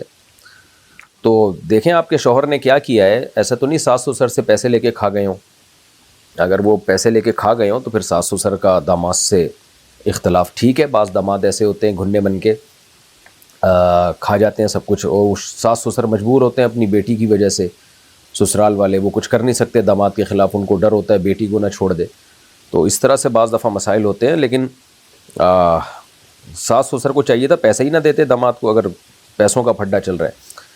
اگر بہرحال پیسوں کا نہیں ہے تو پھر ان کا کیا لینا دینا بھائی ان کے پرسنل معاملات میں، تو آپ کو چاہیے آپ اپنے شوہر کو فیور دیا کریں، کیونکہ شادی کے بعد عورت پر اس کے شوہر کا حق اس کے والدین سے زیادہ ہے۔ ہمیں آخرت کے لیے کون سی نیکیاں جمع کرنی چاہیے؟ ایک فرض نماز سے کتنی نیکیاں ملتی ہیں؟ دیکھیں ہمیں ہر طرح کی نیکیاں جمع کرنی چاہیے، نیکیوں کی مختلف قسمیں ہیں، نماز میں الگ طرح کا ثواب ملتا ہے، روزے میں الگ طرح کا ثواب ملتا ہے، حدیث میں آتا ہے ایک دروازہ ہی اللہ نے روزے داروں کے لیے جنت میں خاص کر دیا ہے جس کا نام ہے باب الریان، جو سیراب کرنے والا۔ تو ہر نیکی کا ایک الگ ثواب ہے، صدقہ اللہ کے غضب کو ٹالتا ہے، یہ بھی تو صدقے کا ثواب ہے، اللہ کے غضب کو ٹھنڈا کرنا ہے، کوئی گناہ غلطی سے ہو گیا آپ سے توبہ استغفار بھی کریں اور صدقہ کریں، کیونکہ جو اللہ کو غضب آیا نا گناہ کی وجہ سے وہ صدقے سے ٹھنڈا ہوتا ہے۔ غریب کی مدد کریں گے، اس کا پیٹ بھریں گے بھوکے کا، تو اللہ کو بھی آپ پہ ترس آئے گا قیامت کے دن۔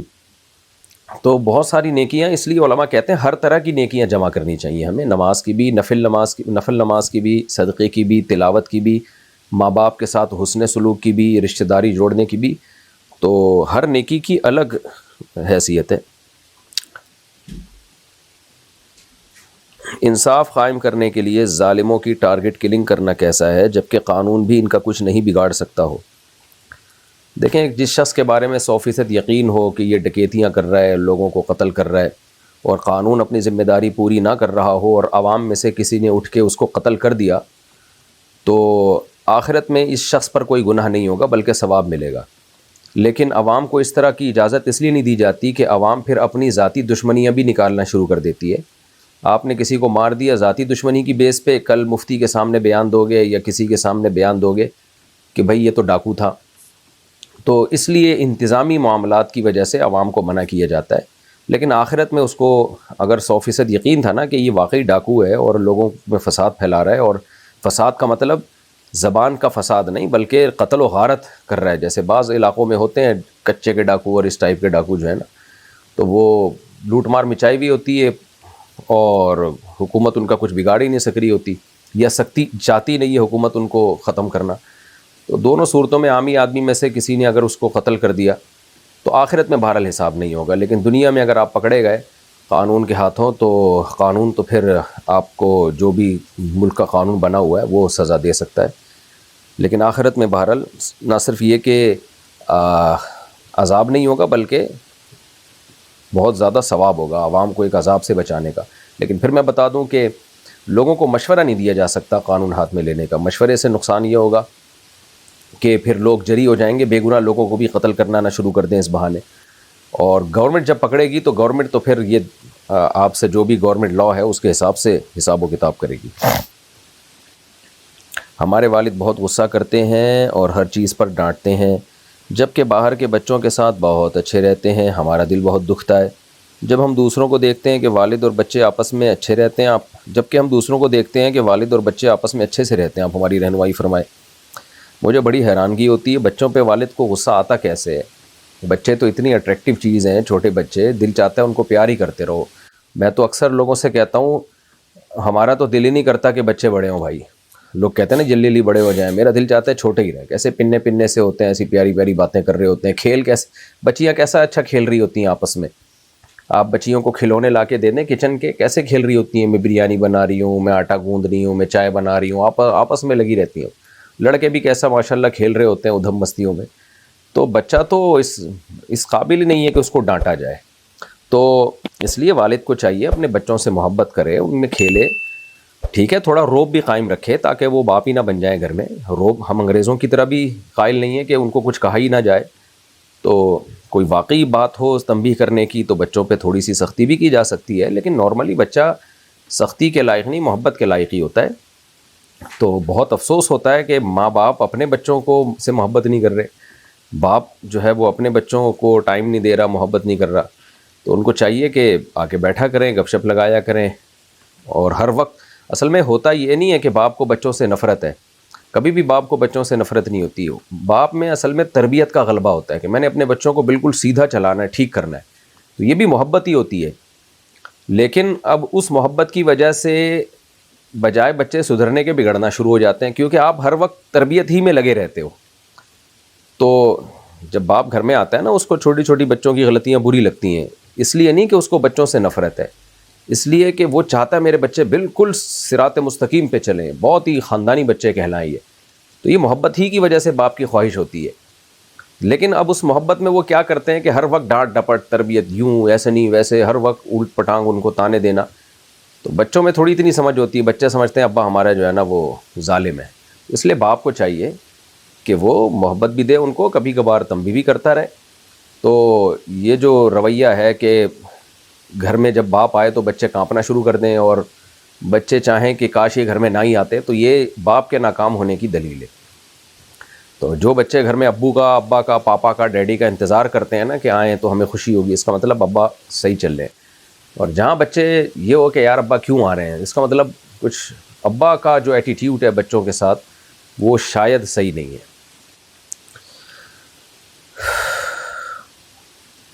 ہمیں آخرت کے لیے کون سی نیکیاں, اچھا یہ ہو گیا. اگر باپ بہت ماڈرن ہو اور بچوں کو بھی ماڈرن بنانا چاہے تو کیا تب بھی باپ کی مرضی چلے گی؟ اب ماڈرن کا کیا مطلب ہے بھائی؟ اور ماڈرن کا الٹ ہوتا ہے, اپوزٹ ہوتا ہے دیسی پن. اب بچے کیا چڈی بنیان میں گھومنا چاہتے ہیں دیسی پن میں؟ ویسے تو چڈی ماڈرن لوگوں کا ہی لباس ہے. کیا آڑے ترچھے کپڑے پہننا چاہتے ہیں؟ تو ماڈرن کا لفظ مبہم ہے, میں سمجھا نہیں آپ کیا سوال پوچھنا چاہتے ہیں. بہرحال اگر شریعت کے خلاف باپ چاہتا ہے کہ بچے چلیں تو پھر بچوں پر باپ کی اطاعت لازم نہیں ہے. باقی ماڈرنزم, اسلام ماڈرنزم کے خلاف نہیں ہے, خوب سمجھ لیں. ایک تو ہمارے ہاں یہ بڑا مسئلہ ہے کہ چند روایتی چیزوں کو ہم نے اسلام سمجھ لیا. وہ تو نبی کا کلچر تھا, نبی صلی اللہ علیہ وسلم کے دور کا. کلچر ہمیشہ چینج ہوتا رہتا ہے, تو ہر دور کا کلچر ایک الگ ہوتا ہے, ڈریسنگ میں بھی اور باقی لائف اسٹائل میں بھی. تو ہاں ابا جو ہے شریعت کے خلاف کسی بات کا حکم نہ دیں, تو وہ آپ سوال لکھ کے بھیجیں گے کہ ابا آپ کو کیا حکم دیتے ہیں, وہ میں پھر بتاؤں گا کہ ابا کی چلے گی کہ نہیں چلے گی. ہمارے ہاں اولاد نہیں ہو رہی. ایک لڑکا ہوا تھا جس کی 25 دن میں وفات ہو گئی, اس کے بعد ایک مرتبہ مس کیریج ہو گیا, رہنمائی فرمائیں. دیکھیں ایسا بہت شادی شدہ جوڑوں کے ساتھ ہوتا ہے, 4-5 دفعہ مس کیریج ہوتا ہے, پھر بھی اولاد ہو جاتی ہے. تو آپ ڈاکٹر سے رابطہ کریں, یہ تو شرعی مسائل بتانے کا چینل ہے نا, میڈیکل ٹپس دینے کا تو نہیں ہے. یہ ڈاکٹروں سے, آپ جو گائنی کی ڈاکٹرز ہیں وہ اکثر اس میں اچھا گائیڈ کر دیتی ہیں, تو وہ آپ کو بتائیں گی. یا کوئی طبیبہ ہو لیکن بہت ماہر طبیبہ سے مراد جو حکیم ہوتے ہیں نا, لیکن اس میں کوئی ماہر ہو. اس میں حکیموں میں ڈرامے بازیاں بہت ہو گئی ہیں, فراڈی پن بہت آ گیا ہے. تو کوئی واقعی ہو تو اس سے علاج کرائیں یہ, کیونکہ یہ پرانی بیماری ہے. جو بیماریاں بہت پرانی اور صدیوں سے چلی آ رہی ہیں نا, تو ماہر حکیم بھی اس کا اچھا علاج کر لیتے ہیں, کیونکہ یہ چیز تجربے سے ہو چکی ہے نا. بہت پرانی جو صدیوں پرانی بیماریاں چلی آ رہی ہیں, تو حکیموں کے بھی اس میں بہت تجربے ہو چکے ہیں, لیکن صحیح حکیم ہونا چاہیے. میں نے دیکھے بعض پیشنٹ ایسے تھے جو میڈیکل جو ڈاکٹرز ہیں ان کا علاج نہیں کر پائے, تو حکیم نے علاج کر دیا. لیکن میں پھر بتا رہا ہوں کہ میرے کہنے پہ کسی حکیم کے پاس نہ چلے ہیں. حکیموں میں 2 نمبریاں بہت زیادہ ہیں, پھیکو بہت ہیں اس میں, یوٹیوب پہ بھی بھرے ہوئے ہیں. کو ماہر ہو, ایکسپرٹ ہو.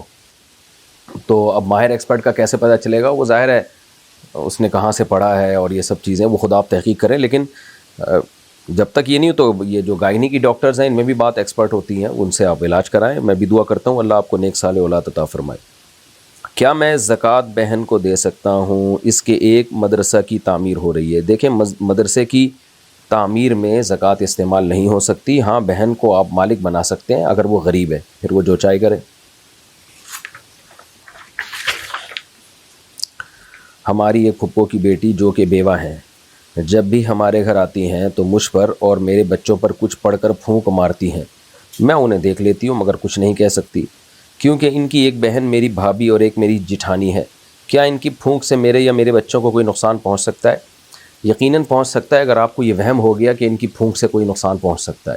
اور اگر آپ کو وہم نہیں ہے اور آپ کو یقین ہے کہ وہی ہوگا جو اللہ چاہے گا, تو ان کو کہیں کہ جتنی پھونکیں ہیں ساری ادھر ہی آ کے ختم کر دیں. اور ہو سکتا ہے اسی سے آپ کی جو پھپھو کی بیٹی ہے نا, شاید ان کی پھونک ہی نکل جائے, کیونکہ اتنی پھونکیں ماریں گی.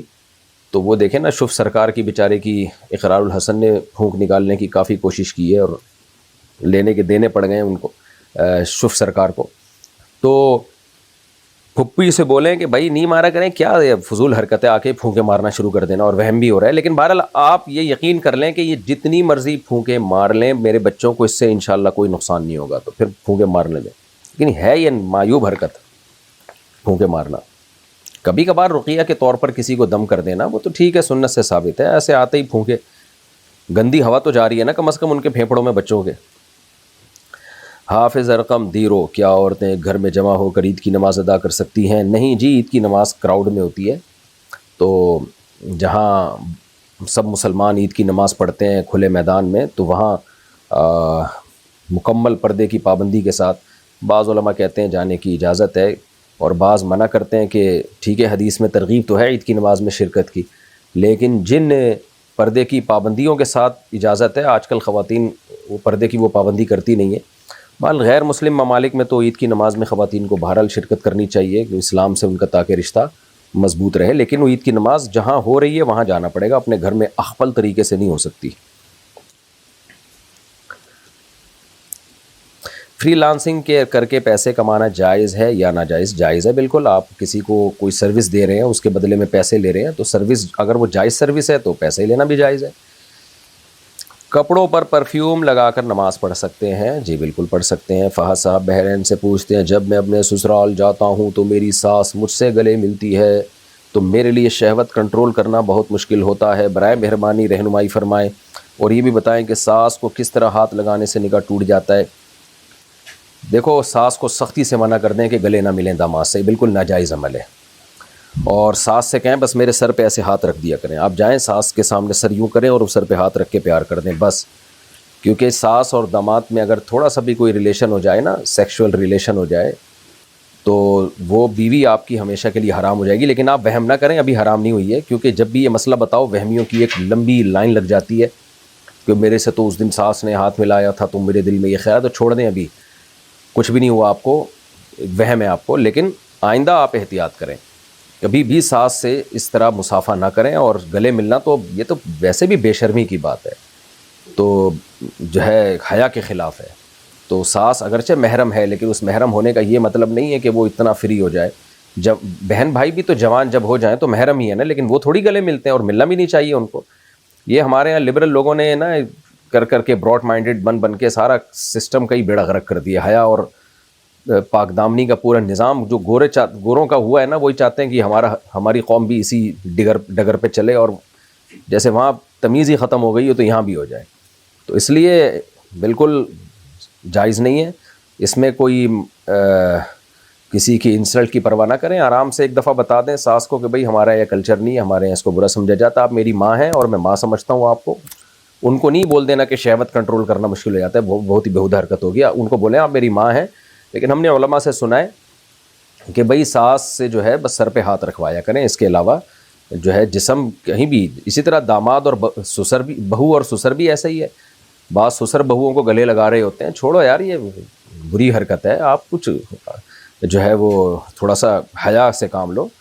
تو اپنے سوسائٹی میں اس کو فروغ دیں کہ بھائی سسر جو ہے بہو کو ہاتھ نہیں لگائے گا، سر پہ ہاتھ رکھے گا بہو کے، بس اس سے زیادہ فری ہونے کی اجازت نہیں ہے۔ ہم تو کہتے ہیں کہ جب بیٹی جوان ہو جائے نا اور باپ بھی جوان ہو تو کیا ضرورت ہے بیٹی کو گلے لگانے کی، اگرچہ وہ تقدس ہوتا ہے بیٹی کا، الحمدللہ ہماری سوسائٹی میں خیر غالب ہے، لیکن بھائی بس بیٹی کو زیادہ زیادہ اس کا سر یہاں رکھ لیا بیٹی کا، ایسے جھپیاں پا کے گلے مل رہے ہیں گدھے گھوڑوں کی، تو پاگلوں والی حرکتیں، تو شرم آتی ہے دیکھ کے ان کو۔ تو بیٹی جوان ہو جائے اس کا سر یہاں رکھ دیا کندھے پہ، ایسے تھپکی دی، بہت اچھی بات ہے، باپ بیٹی کی محبت ہوتی ہے، تو اس میں جو ہے وہ حیا کے بھی تو خلاف ہے۔ میں نہیں کہہ رہا باپ کی کوئی بیٹی پہ غلط نظر ہوتی ہے، لیکن کچھ چیزیں حیا کے بھی تو تقاضے ہوتے ہیں نا، گلے مل رہے ہوتے ہیں۔ اور سسر بہو کا تو بہت ہی مسئلہ ہے، کیونکہ وہاں تو رشتہ حرام ہونے کا خطرہ ہوتا ہے، تو اس لیے سسر بھی اپنی بہو کے سر پہ بس ہاتھ رکھے، بس اس سے زیادہ نہیں، فری ہونے کی کوشش نہ کرے۔ بعض جب میں کالز اٹھایا کرتا تھا، ابھی تو بہت کم لوگوں کے فون اٹھاتا ہوں، وہاں بھی بعض بہوؤں کی یہ شکایت آتی تھی کہ ہمارے جو سسر ہیں نا، ہمیں وہ ہینڈ شیک کرتے ہیں اور جو ہے وہ معانقہ کرتے ہیں، ہمیں خود بہت برا لگتا ہے۔ تو انہوں نے مجھے ترغیب دی، کئی خواتین کی اس طرح کمپلینز آئیں کہ آپ اس پر بیان کرو کہ یہ سسر جو ہے نا یہ حرکتیں نہ کریں۔ ہم تو منع نہیں کر سکتے کہ وہ بے ادبی سمجھی جاتی ہے خاندان کے بزرگوں کی، تو اس لیے یہ غلط عمل ہے۔ عبدالعلیم صاحب دہلی سے پوچھتے ہیں چلنے کا سنت طریقہ کیا ہے اور کس طرح چلنا چاہیے؟ بھائی صاحب، ہر آدمی کی اپنی ایک نیچرل چال ہوتی ہے، اس کو چینج کریں گے تو کوا چلا ہنس کی چال اور اپنی بھی بھول گیا والا ہو جائے گا۔ نیچرل چال ہوتی ہے ہر ایک کی اپنی، البتہ تکبر سے نہ چلیں، سینہ اکھاڑ کے یوں جیسے پتہ نہیں کوئی پھڈا کرنے جا رہا ہے۔ بعض لوگوں کے سینہ آٹومیٹیکلی تھوڑا سا ابھرا ہوا ہوتا ہے، وہ ایک الگ بات ہے، لیکن بعض لوگوں کی عادت ہوتی ہے اکڑ کے چلنے کی، تو اکڑ کے مت چلیں، نارمل وے میں چلیں، بہت تیز بھی نہ چلیں کہ تھک جائیں بلا وجہ۔ ایک تو ہے نا ایکسرسائز کی نیت سے چل رہے ہیں، وہ ایک الگ بات ہے، نارملی جب آپ چلیں وقصد فی مشی، قرآن کہہ رہا ہے اپنی چال میں میانہ روی اختیار کرو، تو بلا وجہ اپنے آپ کو ٹینشن میں ڈال کے بہت تیز چلنا یہ بھی ٹھیک عمل نہیں ہے۔ سستوں کی طرح آہستہ چلنا، حضرت عمر نے کسی کو دیکھا بہت خرامہ چل رہا ہے، حضرت عمر نے اس کو تنبیہ کی کہ بھائی نارمل چلو، ایسے کیوں چل رہے ہو جیسے، یعنی مفہوم بیان کر رہا ہوں، ایسے کیوں چل جیسے کوئی بیمار چل رہا ہوتا ہے۔ تو آپ کی چال سے دیکھنے سے یہ بھی نہ لگے کہ کوئی بیمار جا رہا ہے، یہ بھی نہ لگے کہ کوئی اس سے قرضہ لے کے بھاگا ہوا ہے اور یہ اس کے پیچھے جا رہا ہے، تو نارمل چال میں چلنا چاہیے اور نیچرل جو اللہ نے آپ کو دی ہے۔ بعض لوگوں کی چال نیچرلی تیز ہوتی ہے تو وہ تیز نہیں ہے، وہ دوسروں کو تیز لگتی ہے، وہ ان کے لیے وہی میانہ روی والی چال ہوتی ہے۔ تو ہر ایک کو اللہ نے ایک الگ چال دی ہے، اس کو اسی کے مطابق چلنا چاہیے، بہت تیز نہیں، بہت ہلکا نہیں، تکبر والی چال نہیں۔ لا تمشی فی الارض مرحا، اللہ کہتے ہیں زمین پہ اکڑ کے مت چلو۔ تو روز 5 سورہ پڑھنا کیسا ہے؟ ٹھیک ہے، ویسے روز قرآن کی تلاوت کریں، الحمد سے لے کے سورہ ناس تک، ایک پارہ پڑھ لیا کریں 30 دنوں میں۔ ایک پارہ نہیں ہوتا آدھا پڑھ لیں تاکہ 2 مہینے میں قرآن ختم ہو، وہ بھی نہیں ہوتا 1 پاؤ پڑھ لیں تاکہ 4 مہینے میں قرآن ختم ہو۔ تو یہ جو لوگوں نے مخصوص صورتیں بنا لی ہیں کہ فلاں دن یہ صورت، فلاں دن یہ، اس سے بہتر یہی ہے کہ پورا قرآن پڑھا کریں، پورا قرآن ختم کیا کریں۔ لڈو میں ڈائس یعنی چھلکا استعمال ہوتا ہے، اور میری پتہ نہیں چھکا استعمال ہوتا ہے، یہ کیا ہے بھائی؟ اور میری معلومات کے مطابق حدیث میں، اچھا لڈو کہہ رہا ہوں میں، لڈو میں ڈائس یعنی چھکا استعمال ہوتا ہے۔ میری معلومات کے مطابق حدیث میں ڈائس والے کھیلوں کی ممانعت آئی ہے، اگر میری معلومات غلط ہیں تو تصحیح فرما دیں۔ دیکھیں نبی صلی اللہ علیہ وسلم سے جو اس طرح کے کھیلوں کی ممانعت آئی ہے، تو مجھے ان حدیثوں کی پوری تحقیق تو نہیں ہے کہ صحیح حدیثیں ہیں ضعیف حدیثیں ہیں، لیکن ایک کامن اصول فقہا نے بیان کیا قرآن و سنت کو سامنے رکھ کر کہ وہ کھیل جن میں آپ کا دماغ استعمال ہوتا ہے، دماغ تھکتا ہے، وہ جائز نہیں ہے۔ جیسے شطرنج ہے، اس میں آپ کا دماغ استعمال ہوتا ہے، وہ اس لیے جائز نہیں ہے کہ والذین هم عن اللغو معرضون، لغویات سے ہمیں بچنے کا حکم ہے۔ لغویات اس کام کو کہتے ہیں جس میں نہ دین کا فائدہ نہ آخرت کا فائدہ۔ تو کھیل کا تو بنیادی مقصد ہوتا ہے دماغ کو تفریح دینا، تبھی حدیث میں آتا ہے کل لہو باطل، ہر کھیل باطل ہے سوائے 3 کھیلوں کے۔ وہ 3 کھیل وہی ہیں جن میں دماغ فریش ہوتا ہے آپ کا، اس کے سوسائٹی پہ کوئی اچھے اثرات مرتب ہوتے ہیں۔ تو شطرنج کھیلنے میں کوئی اچھے اثرات مرتب نہیں ہوتے۔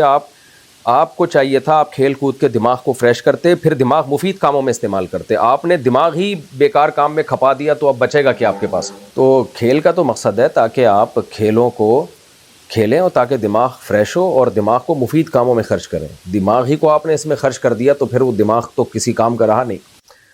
تو اس وجہ سے بھی شطرنج جو ہے نا ناجائز ہے۔ البتہ ان لوگوں کے لیے شطرنج کھیلنے کی گنجائش ہے جن کو دشمن کی چالیں سیکھنی ہوں، جیسے فوج کے کوئی بڑے لوگ ہوتے ہیں، تو امام شافعی سے منقول ہے کہ جو جنگی چالیں سیکھنے کے لیے شطرنج کھیلے گا، جنگی کمانڈر ہے، تاکہ اس کو دشمن کی چالیں، اس کا دماغ کھل جائے اور دشمن کی چالیں سمجھنا اس کو آ جائیں، تو اگر کوئی سمجھتا ہے کہ یہ اس کھیل میں اس کو یہ فائدہ ہوگا تو پھر اس کے لیے جائز ہے۔ تو لڈو میں چونکہ دماغ فریش ہی ہوتا ہے، دماغ تھکتا نہیں ہے، تو اس لیے لڈو اس اصول کے مطابق جائز ہے، چاہے اس میں چھکا بھی کیوں نہ ہو، اس سے کوئی فرق نہیں پڑتا۔ چھکا تو محض ایک آلہ ہے، 4 آ رہا ہے، 3 آ رہا ہے، 6 آ رہا ہے، تو اس میں کوئی دماغ آپ کا تھکتا نہیں ہے، بلکہ آپ تھوڑا سا فریش ہو جاتے ہیں۔ خاص طور پہ گھر میں بیوی بچوں کے ساتھ کھیلیں گے تو شاید اس بہانے تعلقات بھی اچھے ہو جائیں۔ ہماری بہن شادی سے منع کر رہی ہے، آگے بھی شادی کا ارادہ نہیں ہے، اور ہمارے ابو کی ریٹائرمنٹ کی عمر قریب ہے، ہم کیا کریں؟ بہن کو سمجھائیں، کیونکہ یہ لڑکیاں حماقت اور بے وقوفی میں شادی سے منع کرتی ہیں، بعد میں جب دھکے کھاتی ہیں نا، رلتی ہیں، ان کی عزتوں سے کھیلا جاتا ہے اور بڑھاپا آنے لگتا ہے، تنہائیوں کا شکار ہوتی ہیں، بھائی اپنی زندگیوں میں مشغول ہوتے ہیں اپنی بیویوں کے ساتھ، تو پھر یہ بہت بڑی ٹینشن بنتی ہے سوسائٹی کے لیے، اور پھر یہ رشتے کشکول لے کے تلاش کرتی ہیں، ملتے نہیں ہیں ان کو رشتے۔ تو اس لیے میں آپ کی سسٹر کو، آپ کی بہن کو اپنی بہن سمجھ کے نصیحت کروں گا، وصیت کروں گا کہ یہ ڈھیٹ پنا آپ چھوڑ دیں، اپنے پر، اپنے ماں باپ پر، اپنے بھائیوں پر رحم کریں آپ، کیونکہ بعد میں پھر انہوں نے ہی سنبھالنا ہوتا ہے۔ یہ جو لبرل لوگوں نے کہا دیا نا جاب کریں جاب کریں، یہ حل نہیں ہے، یہ فطرت نہیں ہے۔ بہت ساری جاب کرنے والی خواتین بھی ہم نے دیکھی ہیں، زندگی رل جاتی ہیں، بڑے بڑے عہدوں پر ہوتی ہیں، بہت پیسہ کمایا، لیکن بڑھاپے میں رل جاتی ہے ان کی زندگی، کوئی پوچھنے والا نہیں ہوتا، منہ سے رال ٹپک رہی ہوتی ہے، کوئی صاف کرنے والا نہیں ہوتا، اور احساس کمتری میں، تنہائی میں الگ جاتی ہے۔ اس سے وہ غریب خاتون اچھی ہے جس کے بیٹے بیٹیاں ہوں اور وہ اپنے بچوں میں لائف کو اس غربت میں بھی انجوائے کر رہی ہوتی ہے زیادہ۔ تو یہ جو ہے نا انسان کی فطرت ہے کہ اس کو افراد چاہیے، تو اللہ تعالیٰ نے عورت کو افراد کیسے دی؟ ان کی اولاد کی صورت میں، تو اس لیے نکاح کر رہے ہیں، ان کو میں بھی نصیحت کرتا ہوں، آپ بھی سمجھائیں، اور کوئی اچھا رشتہ بھی تلاش کریں۔ ہو سکتا ہے آڑے ترچھے آ رہے ہوں اس لیے نہیں کر رہی ہوں، بعض دفعہ رشتے ہی آڑے ترچھے ہوتے ہیں، وہ کہتی ہے اس سے تو میں ایسے ہی ٹھیک ہوں بغیر شادی کے ہی۔ کوئی اچھا رشتہ تلاش کر لیں ان کے لیے، لیکن ان کو فورس کریں، فورس کا مطلب مینٹلی ان کو فورس کریں، یہ نہیں کہ آپ کو مار دھاڑ شروع کر دیں، ان کو سمجھائیں بٹھا کے۔ میرے اکاؤنٹ میں سود کی رقم آ گئی ہے اور میں اسے استعمال نہیں کرنا چاہتی، تو میں اسے صدقہ کروں گی یا خیرات؟ آپ اسے نکال کے بلا ثواب، یعنی بلا نیت ثواب، ثواب کی نیت کے بغیر آپ اس کو صدقہ کر دیں، رکھے نہیں اکاؤنٹ میں۔ ہمارا کام یہ ہے کہ ہمیں یہ بتانا ہوتا ہے کہ اسٹاک مارکیٹ میں شیئر کب اوپر جائیں گے اور کب نیچے، اس کام کی کمائی حلال ہے؟ حلال ہے جی۔ سندل صابن پر ہاتھی کی تصویر بنی ہوئی ہوتی ہے، اس کا استعمال جائز ہے؟ نہیں جائز ہے۔ صابن پہ جب تصویر بنی ہوتی ہے تو استعمال سے وہ تصویر ختم ہو جاتی ہے، تو وہ ایسے صابن کا استعمال تو کریں تاکہ وہ تصویر ختم ہو۔ خیر یہ تو میں ایک ویسی بات کر رہا ہوں، تو تصویر جب موضع اہانت میں ہو نا، اہانت کا مطلب ہوتا ہے کہ وہ تعظیم نہیں ہو رہی اس کی، تو پھر اس تصویر میں تخفیف ہے شریعت میں، یعنی اس کے حکام وہ اس طرح نہیں ہے، جیسے دیوار پہ جو جاندار کی چیزوں کی تصویریں لٹکی ہوئی ہوتی ہے نا، ان کی حیثیت الگ ہے۔ تو صابن پہ تصویر ہے تو کوئی حرج نہیں ہے اس کے استعمال کرنے میں، البتہ اس تصویر کو بنانے والی کمپنی کو چاہیے کہ نہ بنائے تصویر سازی بہرحال ناجائز حرام ہے۔ بلال منیار انڈیا، اللہ میاں کہنا کیسا ہے؟ کہ ٹھیک ہے بھائی، اللہ کے ساتھ جب میاں کی نسبت کی جاتی ہے تو اس سے اللہ کی تعظیم مراد ہوتی ہے، تو کوئی حرج نہیں ہے اس میں۔ اللہ کا کلام مخلوق نہیں ہے، اس کا کیا مطلب ہے؟ اس کا مطلب یہ ہے کہ دیکھیں، جو جس کی صفات ہوتی ہے نا وہ مخلوق نہیں ہوتی، وہ مخلوق ہمیشہ بعد میں پیدا ہوئی ہے، مخلوق کہتے ہیں جس کو بنایا جائے، حادث ہوتی ہے، اور اللہ کی تمام تر صفات جب سے اللہ ہے اسی وقت سے اللہ اپنی صفات کے ساتھ ہے، تو اللہ چونکہ ہمیشہ سے ہے لہذا اس کی صفات بھی ہمیشہ سے ہیں، تو کسی بھی شخص کا کلام جو ہے نا وہ اس کی صفت ہوتی ہے، جیسے رحمت ہے، غضب ہے، یہ ساری صفات جب سے میں ہوں میرے ساتھ ہیں یہ صفات، تو اللہ بھی جب سے ہے تو اس کی صفات بھی ہمیشہ سے ہیں، تو اللہ کا جو کلام ہے چاہے وہ تورات کی صورت میں ہو، انجیل کی صورت میں ہو، قرآن کی صورت میں ہو، جو اصل کلام ہے نا اللہ کا وہ ہمیشہ اللہ کے ساتھ ہے، تو اس لیے وہ مخلوق نہیں ہے بلکہ اللہ کی وہ صفت ہے۔ ہاں جب وہ صفت ہم نے اس کلام کو اپنے قلم سے لکھا اور کتابوں میں محفوظ کیا تو وہ پھر مخلوق ہے، لیکن جو اصل کلام ہے جو اللہ کی ذات سے نکلا ہے، بلا کیفیت، کلام اللہ بدا منہ بلا کیفیت، اللہ سے ظاہر ہوا ہے جس کی کیفیت ہمیں معلوم نہیں ہے، تو وہ ہمیشہ سے ہے۔ آپ کو ان پیچیدہ عقیدوں میں جانے کی ضرورت نہیں ہے، انسان کے بچے بن کے جیسے چل رہے ہیں نارمل لائف گزاریں. کچھ چیزیں علماء کے لیے رکھا کریں، عوام کو اتنی زیادہ ڈیپتھ میں نہیں جانا چاہیے. بیسک جو بنیادی عقائد ہیں بس ان کی طرف توجہ دیں. آمنت باللہ و ملائکتہ و کتبہ و رسلہ والیوم الآخر والقدر خیرہ و شرہ من اللہ تعالی والبعث بعد الموت. یہ بیسک عقیدے، ان کو فوکس کریں. عدنان صاحب سعودی عرب سے، ہم نے 5 لاکھ سود پر قرض لے کر مکان خریدا، اب وہ ہمیں 6 لاکھ منافع دے رہا ہے. ہم کہہ رہے ہیں کہ مکان بیچ دیتے ہیں، مگر والدہ کہہ رہی ہے مکان نہیں بیچیں گے اور کمیٹی ڈال کر سود بھر لیں گے. رہنمائی فرمائیں. سودی لین دین جو آپ نے کیا وہ حرام کیا، کیونکہ آپ نے سود پر قرضہ لے کے مکان خریدا تو یہ ناجائز اور حرام عمل تھا، اس پہ توبہ استغفار کریں. باقی اب آپ مکان بیچ کس کو رہے ہیں؟ جس سے قرضہ لیا ہے اسی کو بیچ رہے ہیں، تو بیچنا تو جائز ہے، اس کو کسی کو بھی بیچ سکتے ہیں آپ، لیکن جتنے میں لیا اس سے کم قیمت پہ نہیں بیچ سکتے جب تک پوری قیمت ادا نہ ہو جائے. تو 6 لاکھ منافع دے رہا ہے تو اس کو بیچ سکتے ہیں. باقی یہ کہ والدہ کہہ رہی ہے مکان نہیں بیچیں گے، کمیٹی ڈال کر سود بھر لیں گے، غلط. والدہ کی اطاعت اس میں جائز نہیں ہے. سود جتنا جتنا دیں گے اتنا اتنا گنہگار ہوں گے آپ. تو اگر مکان بیچ کے آپ اس کی قیمت ادا کر سکتے ہیں تاکہ مزید سود لگنے سے بچ جائے تو ایسا کر لیں آپ. بیوی کو داڑھی نہیں پسند تو کیا داڑھی کاٹ لوں یا بیوی کا طلاق کا مطالبہ پورا کر دوں؟ میں بس واجبی سا مسلمان ہوں لیکن دیندار بننے کی کوشش کر رہا ہوں. داڑھی نہیں پسند ہے اور وہ طلاق کا مطالبہ کر رہی ہے تو بیگم کو طلاق دے دیں آپ، داڑھی نہ کاٹیں آپ. ہو سکتا ہے میرے اس جواب پہ لوگوں کو اعتراض ہو، لو داڑھی کے چکر میں بیوی سے ہاتھ دھو بیٹھے. بھائی صاحب وہ اتنی ڈھیٹ ہے کہ وہ کمپرومائز کرنے کے لیے تیار نہیں ہے اور طلاق لے کر اپنی زندگی برباد کر رہی ہے. تو جب ایک عورت کو خود خیال نہیں ہے کہ بھائی تمہیں داڑھی پسند نہیں ہے لیکن شوہر کی خاطر برداشت کر لو، اللہ کی خاطر نہیں برداشت ہو رہا، تو شوہر کی اتنی بھی بری چیز نہیں ہے نا داڑھی عورت کی نظر میں جتنی وہ سمجھ رہی ہے. تو اللہ کی خاطر نہیں برداشت ہو رہا، شوہر کی خاطر برداشت کر لو. تو اگر شوہر بھی اتنا پسند نہیں ہے کہ داڑھی جو ہے نا وہ شوہر جائے بس داڑھی نظر نہ آئے، تو پھر میرا خیال ہے یہ بہت زیادہ حد سے تجاوز ہو جاتا ہے. پہلی کوشش تو یہ کریں کہ داڑھی رکھیں اور طلاق نہ دیں، اس کو آرام سے محبت سے سمجھائیں. پھر بھی نہیں مانتی تو پھر داڑھی نہیں کاٹی جائے گی، طلاق کا مطالبہ پورا کر دیا جائے گا.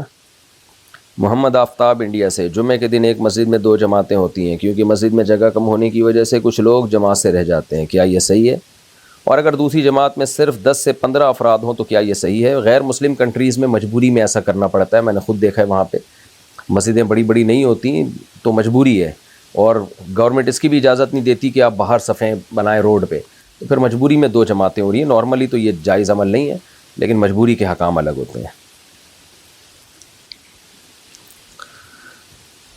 اگر بیڈ پر خون لگ جائے تو اس کو کیسے پاک کریں؟ ایسے ہی پاک کریں جیسے ہر جگہ پاک کی جاتی ہے. تو اس چادر اٹھائیں اور دھو لیں اس کو، یا وہیں جگ لا کے دھو لیں. تو اگر لکڑی پہ لگا ہے تو لکڑی پہ اچھی طرح گیلا پانی جو ہے نا کپڑا لے کے کئی بار اس کو صاف کریں تو انشاءاللہ وہ پاک ہو جائے گا.